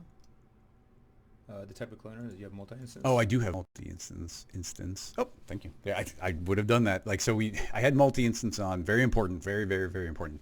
When it seems like one of your MoGraph things is not behaving exactly the way you thought it would, there's a good chance that it's because you changed your instance mode to render instance or now multi-instance. And that is exactly what's happening. I would have been tripping over that for like 4 minutes before I got it. So now, just by turning that off, you can see that as I increase this radius, it's independently changing each of those as this grows. Now, I'm just using a simple spherical field here, but this could be a linear field. It could be a vertex map on a plane that's dynamically growing. It could be based on dynamic spheres falling and triggering different things. So it's a lot of control to make this just do crazy combinations of really, really fun things. I wish we could have made these intersect in some more interesting pattern, but the morphing of these is pretty neat. So I'm not sure where to go from here, so I'm going to let you take over. Cool. I don't know where to go either. Good luck. Sweet. Yeah, thanks. So this is cool. Another the way I would have approached this, which is the morph, this deformer is absolutely great and probably the right way to go. I know that like a lot of times what I've done in the past is I will in a cloner put all of the just make two cloners and blend between the 0 state and the 100% state, and make like 50 cloners or whatever, and then bake them down, and then use a fall off to select which cloner it picks. And that's just kind of an interesting way to do it if your scene is really heavy. That's just where my head was at. Sure. Anywho, let's see here. Render once again R21. Sorry guys. Here we go. Where are you at? Let's try to do this one in Arnold just for shits and giggles. After we save the layout and everything. I know. Where is that layout? It's all the way right. Yeah. Boom. Extensions. Cool. We're just jumping all over the place. It's just crazy.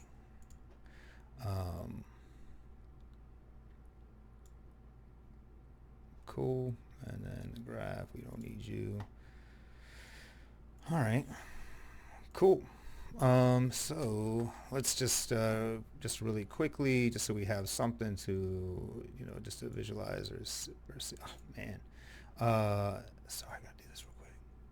No, do it. I love it. Those are good habits. Like I wish I had a habit like that. I've just been doing it for so long that it's confusing for me not to see those things.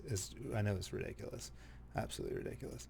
Anywho, so here we go. We're looking at this, and this is like, if you want to throw an HDRI in there, whatever, but it's just kind of right now, just so we can visualize our thing. And we'll actually take this and just take out the camera, so we're not visualize the camera. We don't have this saved yet, do we? No, not at all. Do you want to label this 2B? Is it 2B? Two whatever. All right. We'll do 2K. And then we don't 2K don't know. 001. Anywho, so we got this guy here, and then we can go into the shader level. Material, Arnold, surface, center surface. Let's see here. Is it just so throwing this on the cloner. Let's see here.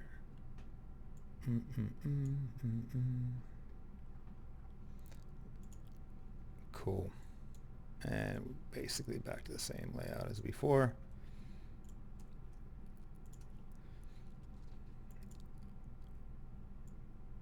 Awesome.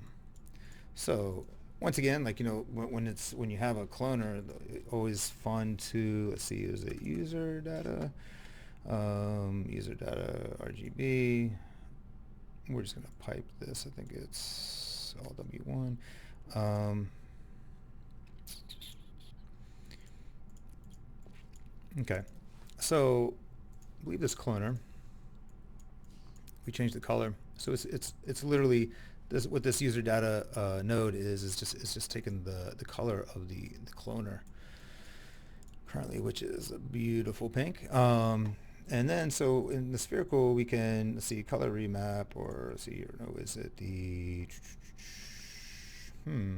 how would we, it's very interesting. So there's a plane effector. Yeah. I just, yeah. Because we have no effectors yet. Yeah, that was kind of, kind of what I was looking for. Let's see here, mode graph effector, plane effector. Let's say we can say this is color. Cool. Do that over here, and then in color, we don't want it to affect any parameters, but we do want it to affect custom color. And let's just say this is green. In the fall off, we're going to pipe that back in there. So what's happening here? Definitely not like a brain buster. The color of the cloner is pink. The color of this effector, the color effector, is green, and we're just blending in between. As we move this around, this is adjusting the color, and that's cool. Just by this little node here. But so we have a standard surface. Let's make this, just pipe that back in here. And let's just make this, for shits and giggles, we have, come on. Take a man's whack-em pen away. I know, it's crazy. Just for right now, we're just gonna do a copper, or I'm a sucker for copper. Yeah, you heard it here first. So we're copper sphere back there. We're gonna do a copper, and then we're gonna do another one. Let's do this one. We're gonna do, let's say, a plastic, and we're gonna do black. Black and copper is always cool. If you've worked with me before, you know that matte black on matte black and gold. That's my thing. Anywho, so back to where we were. We have a couple materials that we have, but we're making pink and green, and that's not really that beneficial for us. So what we can do is we can say the cloner, to make natively, I want the cloners to, in the shader level, to make the color black. And then on the color level, we're going to say parameters, we're going to make it white. So now what we're doing is we're just basically making a mask. and which is pretty awesome. As this just kind of hide this, just getting a little bit cool. So, which is awesome because it's all affecting everything together. So we basically have made a mask. If we go into, I believe it is Mixer and Arnold, blend, mix shader. So we're just going to mix the shader. We're going to say one of these is going to be shader 1 and one of these is going to be shader 2. And then the mask that we're creating is going to be in the mix. I do like this mixing mix. more than the redshift mixing. The redshift mixing layer node is very unintuitive to me. Yeah, it's and what's interesting about all that is especially when you start mixing a bunch of different hey, what's going on? Especially when you start mixing a bunch of them stuff and you start using ramps, like those ramps and those color values, linear, all that stuff, it starts doesn't seem to really make sense, at least not to me. Anywho, as Cinema reads things as 2.2 gamma, and then you got the Arnold or Redshift is 1, and it just seems like you're just crunching in a lot in a ramp. Anywho, I like these, but we're gonna invert them. And of course, there's so many different ways of doing this. Ugh. I like how they called it complement. I know. But then it's like, well, complement, why do we call it complement? Actually, it should be invert, so put that in parentheses. Presumably, Arnold calls it complement and other things, but nobody says complement in cinema. So Or anything. They put that as a cool interpreter for everyone else. That's fun. So now we just basically just made a mask, Now, it looks like, I'm not really sure. Let's see something real quick. This is a black color. Yep. Okay. I guess it looks like the shading was a little bit off. Let's probably just do some specularity or whatever. But it could be the screen as well. I'm not sure. All right, I got a specific challenge for you. Sure. First of all, let's go ahead and maybe smooth out our triangles and then thicken them up. Sure. Like, let's give them some thickness, maybe via a cloth Sure. deformer or something. And I want you to make this look like a nice, messed up copper metal. Okay. Yeah. Yeah. So okay. So I mean that's just really quickly. What is it? G. There it is. Just really quickly, we can sit there. And I'm sure you're thinking like, this is not the way you're supposed to do it, Chris. I see here. Oh, they moved it. It's inside of the NURBS menu now. Where is this? Oh, check you out. Just really quickly. There's a couple ways of doing it, but ultimately, subdivision 0, thickness. I don't care if they intersect. It's fine. Yeah. I'm not a picky client. Yeah, thank God. I wouldn't be here if you were. Cool. So we have that. We have some thickness, right? Just out of shits and giggles. Curious what that looks like. Yeah. That's kind of cool. Oh, no, I like it. That's good. I'm feeling that. Shiny is always good, right? Mm-hmm. Cool. Nice curves. Yeah, so, all right. So we have this, and then we wanted to make a kind of a beat up copper. Generally speaking, the way that I use substances a lot, it's just such an awesome starting point. If you haven't used substances, I highly recommend it. If you go to Substance Source, and if you have an account, which I think is like $20 a month, it's an absolute great place to just pull materials as a starting point. And if they're not working for you, they have seeds, so you can sit there and randomize it and this and that. It's similar to where HDRIs is a really great starting point. I feel like those materials are awesome, really good starting point. Anywho, that being said, that's generally what my initial approach would be. But since we don't really have that. Now this is getting really kind of washed out and kind of gross, and that's just because the light here is it's just so flat. But like I was saying earlier, really just a starting point and just to kind of get something on the, just get some kind of light.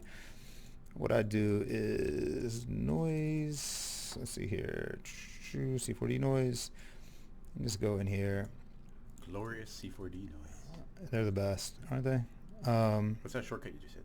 That is Alt W1. So Alt Alt W. Alt W. For One. such an important shortcut, I feel like it should just be the letter A or something, or O output boom. You end up using it a lot though, so it's definitely one that sticks. But yeah, I do agree with you. Let's see, where are we here? Our noises. We're just gonna do this is the poor man's HDRI. Where is, once again, it's just kind of hard to see everything. And it's just like, right. So you know, like booms and windows. yeah, exactly, exactly. Let's make this a little bit bigger. Let's see, 500. That's amazing. It's literally just ridiculous, but there we go. So then we go to Arnold. We say shader network, and then we're gonna pipe this bad boy in there. Let's see, ADRI. Cool. Let's see here. Do something pop up? No. Object. This usually works. Not sure.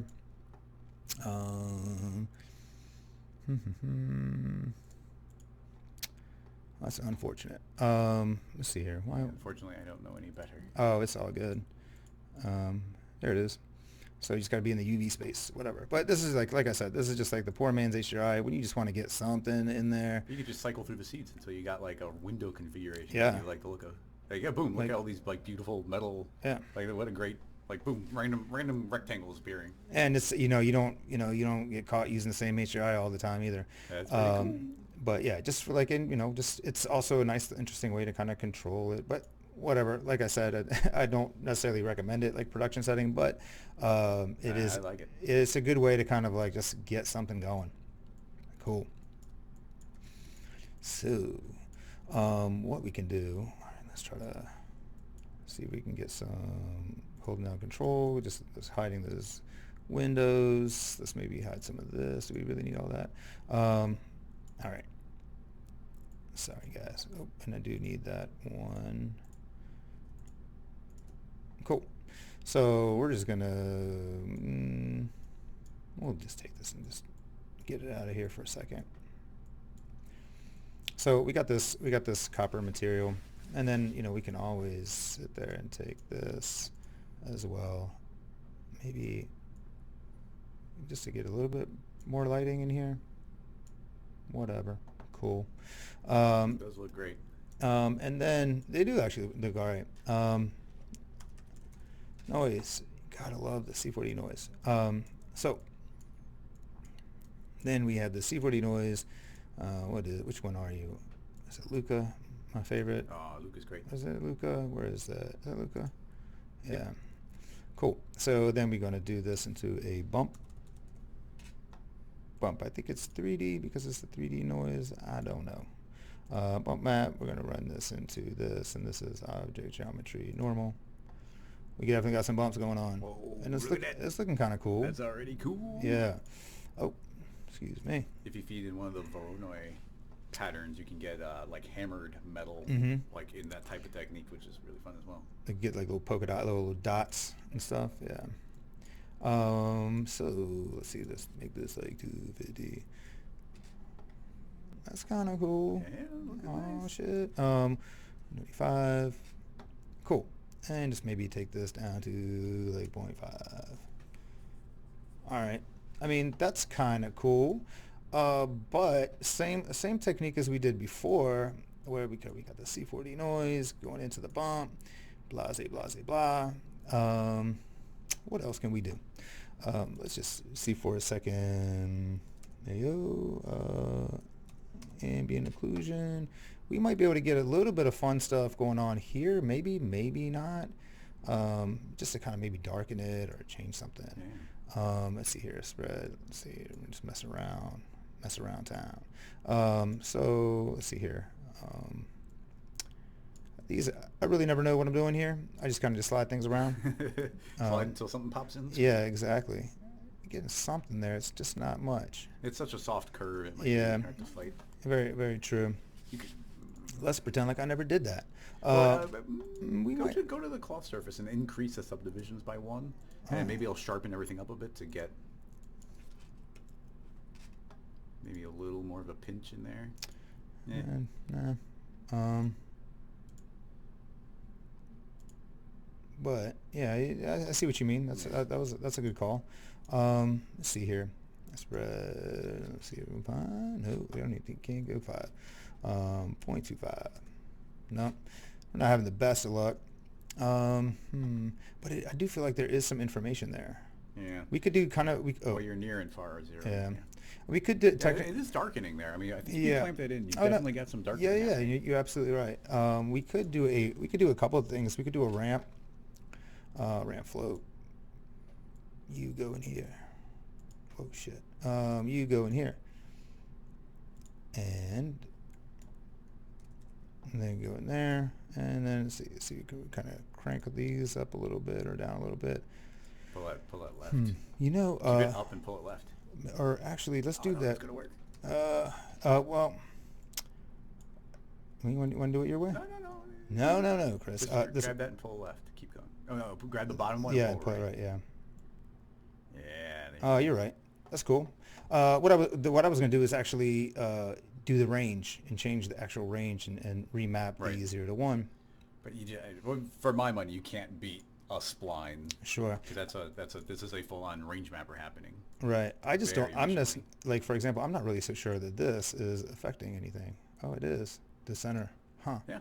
It's Cool. how it's transitioning between them. If you put those 2 points really close together, you'll get the Right. black and white mask. Yeah. Because I know, like on some engines, I believe that it's only really factoring in the top 2 points. Anyway, that just might be me. So we got this little thing, and what can we do with this little thing? Like, well, so we can sit there and, put this, maybe let's use this mask as like a specular weight. I don't know. See what happens. So that happens. If we just remove the bump for a second, see what's going on here. Is anything happening? We could just hold down shift and select a little bit of a preview window, just to see what is going on. Is it doing anything for us? Not necessarily. At least not in this situation. But maybe instead of the weight, we can do specular roughness. That's doing something. Yeah. Super shiny down there. Maybe the opposite. Yeah. Let's do that. Let's see here. I think, is there an invert? You could do it with the the ramp. The ramp. Yeah. Pull that guy over here. Not too far. Just swap their 2 positions. Yeah, that goes directly above that. Right. Yeah, that should do it. Cool. Yeah, that looks kind of good. I don't know. I like that. So then we feed the bump back in. It's too bad that the dot disappears. I guess I could see it both ways. It could get cluttered, but you always have to go find the parameter again. Yeah. So that's interesting. I mean, it's just, it's stylistic, but it's kind of fun. I would maybe crank that down just to make it a little bit more rough here, but let's see if what are we doing here? Yeah, you should be able to pull one up. Yeah. As well. That's kind of, ultimately the concept is, whoa, Yeah. Hey, what's up? Okay, so ultimately the concept is there that, you're just using that as just to manipulate it in some way. Maybe you want to use that to change the color of that gold. You can sit there and feed that AO into the, maybe darken the color in composite. You could, have a different noise being displacing that part and make it rougher. Let's actually just do that real quick. That's just a quick way to kind of, grab a color, is it flat? Yeah. So we can just sit there and just do a flat. The color we want that gold color back. Pipe that in there, cool.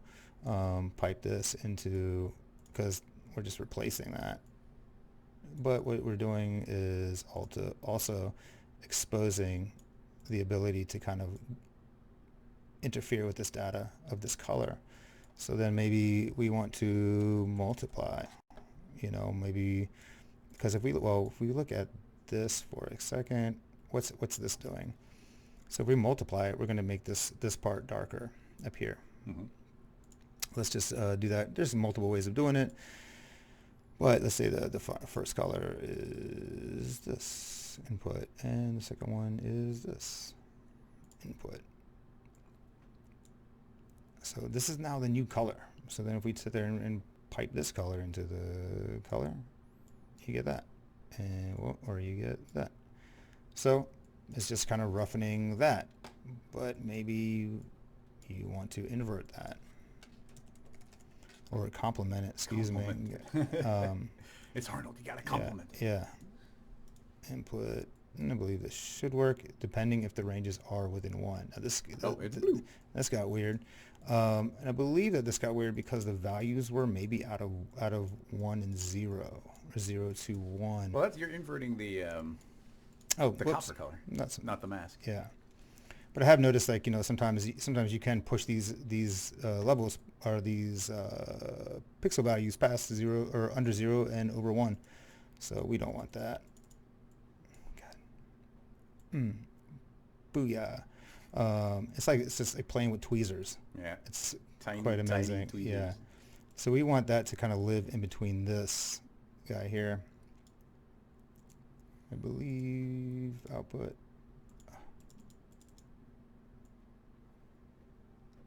Ugh, cool. There you go. Yeah. So, and then you can in Now it's here, darker in the yeah. crevice. Now then here you can adjust, like, how much of it, put piping something in here, and so then all of a sudden this stuff starts getting really kind of crazy. Conceptually, that's what's happening. I'm not really in love with that look, and I don't want to sit there and spend too much time noodling around with it. What I do want to do, though, real quick, is let's just kind of clean this up a little bit.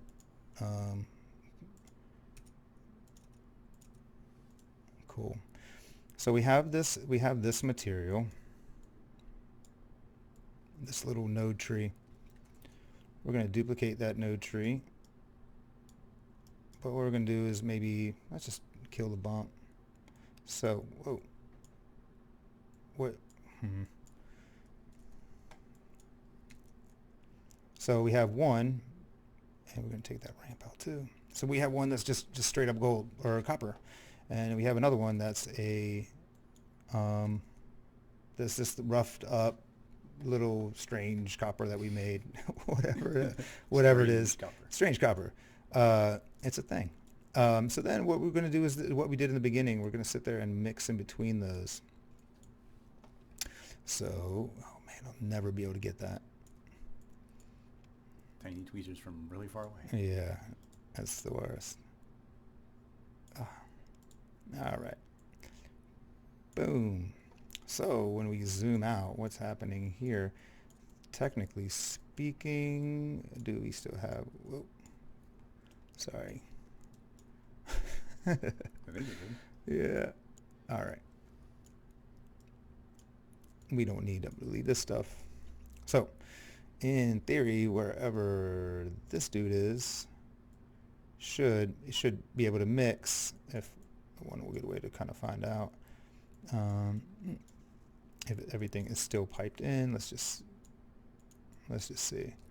Sorry, I'm keep missing these. Well, the microphone blocks the view. Oh yeah, it does not seem to be getting piped through. Cool.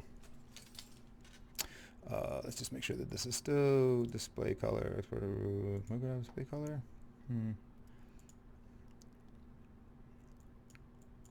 It's possible that putting the entire system into the cloth surface and the subdivision surface killed off that's an what the interesting cloner point. is doing. No.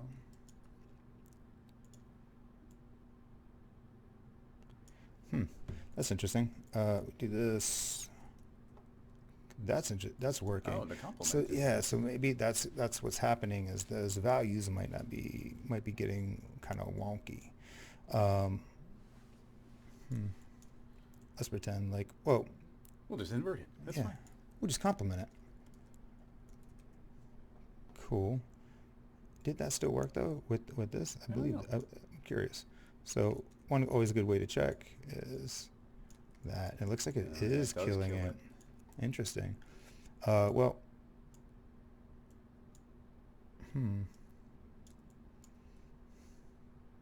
I mean, all that means is you have to change the hierarchy. So put the morph, put the loft into the cloth, into that, and then that's what the cloner gets fed. Whoa, Chris. What do you want me to do? Yeah, pull the cloner out from cloth. Right. So this, right. And taking then, that out. Yeah, all of this needs to go inside the cloner now. So it's going to be cloning the final effect.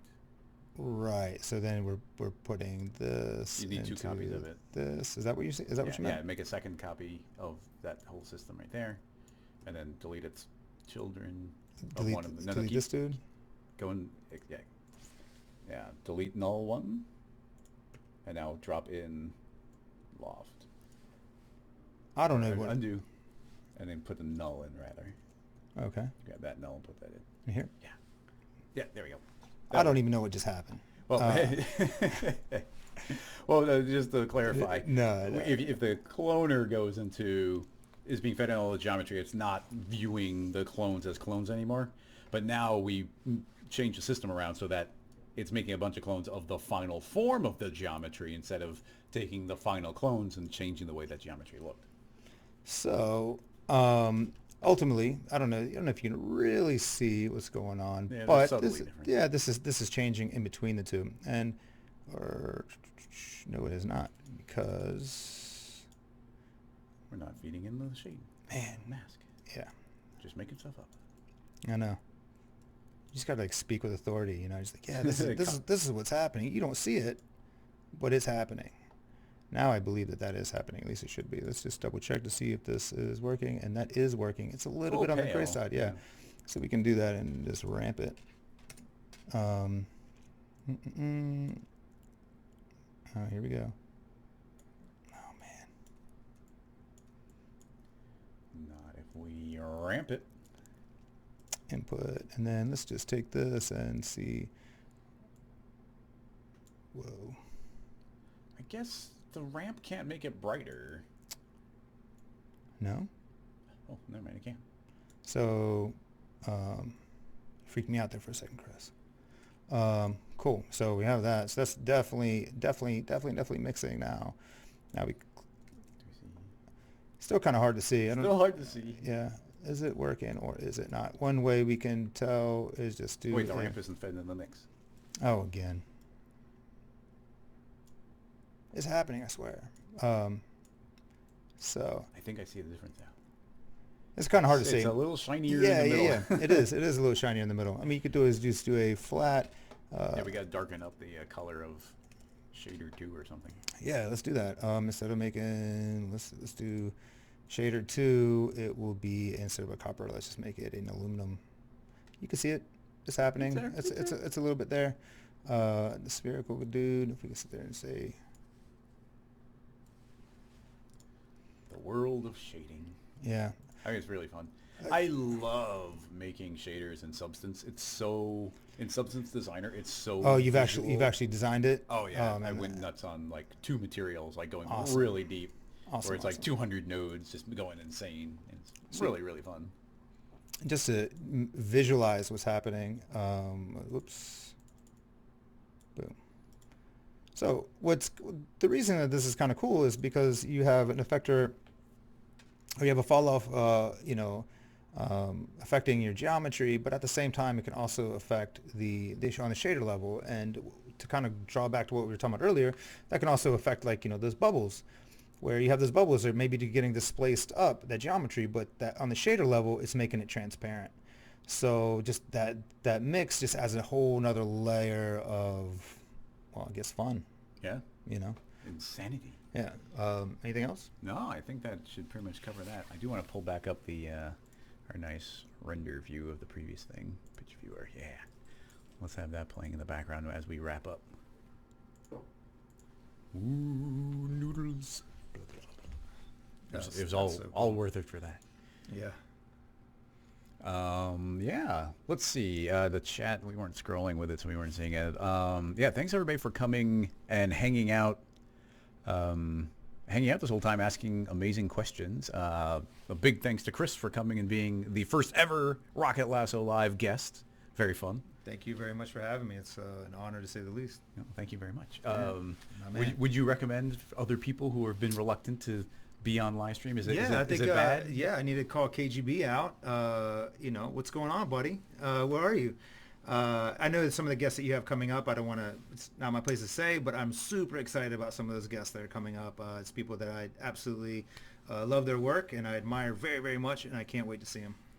Yeah. Can't wait. Excellent. So- Well, thanks so much, everybody, for coming and hanging out. Let's see. Thank I you. don't think there's any news or anything, so let's just wrap it up here. I'm going to roll the big thank you for all the Patreon supporters, and I will see some of the supporters tomorrow for the bonus stream, and otherwise I'll see everybody next Wednesday. So thank you very much, everybody.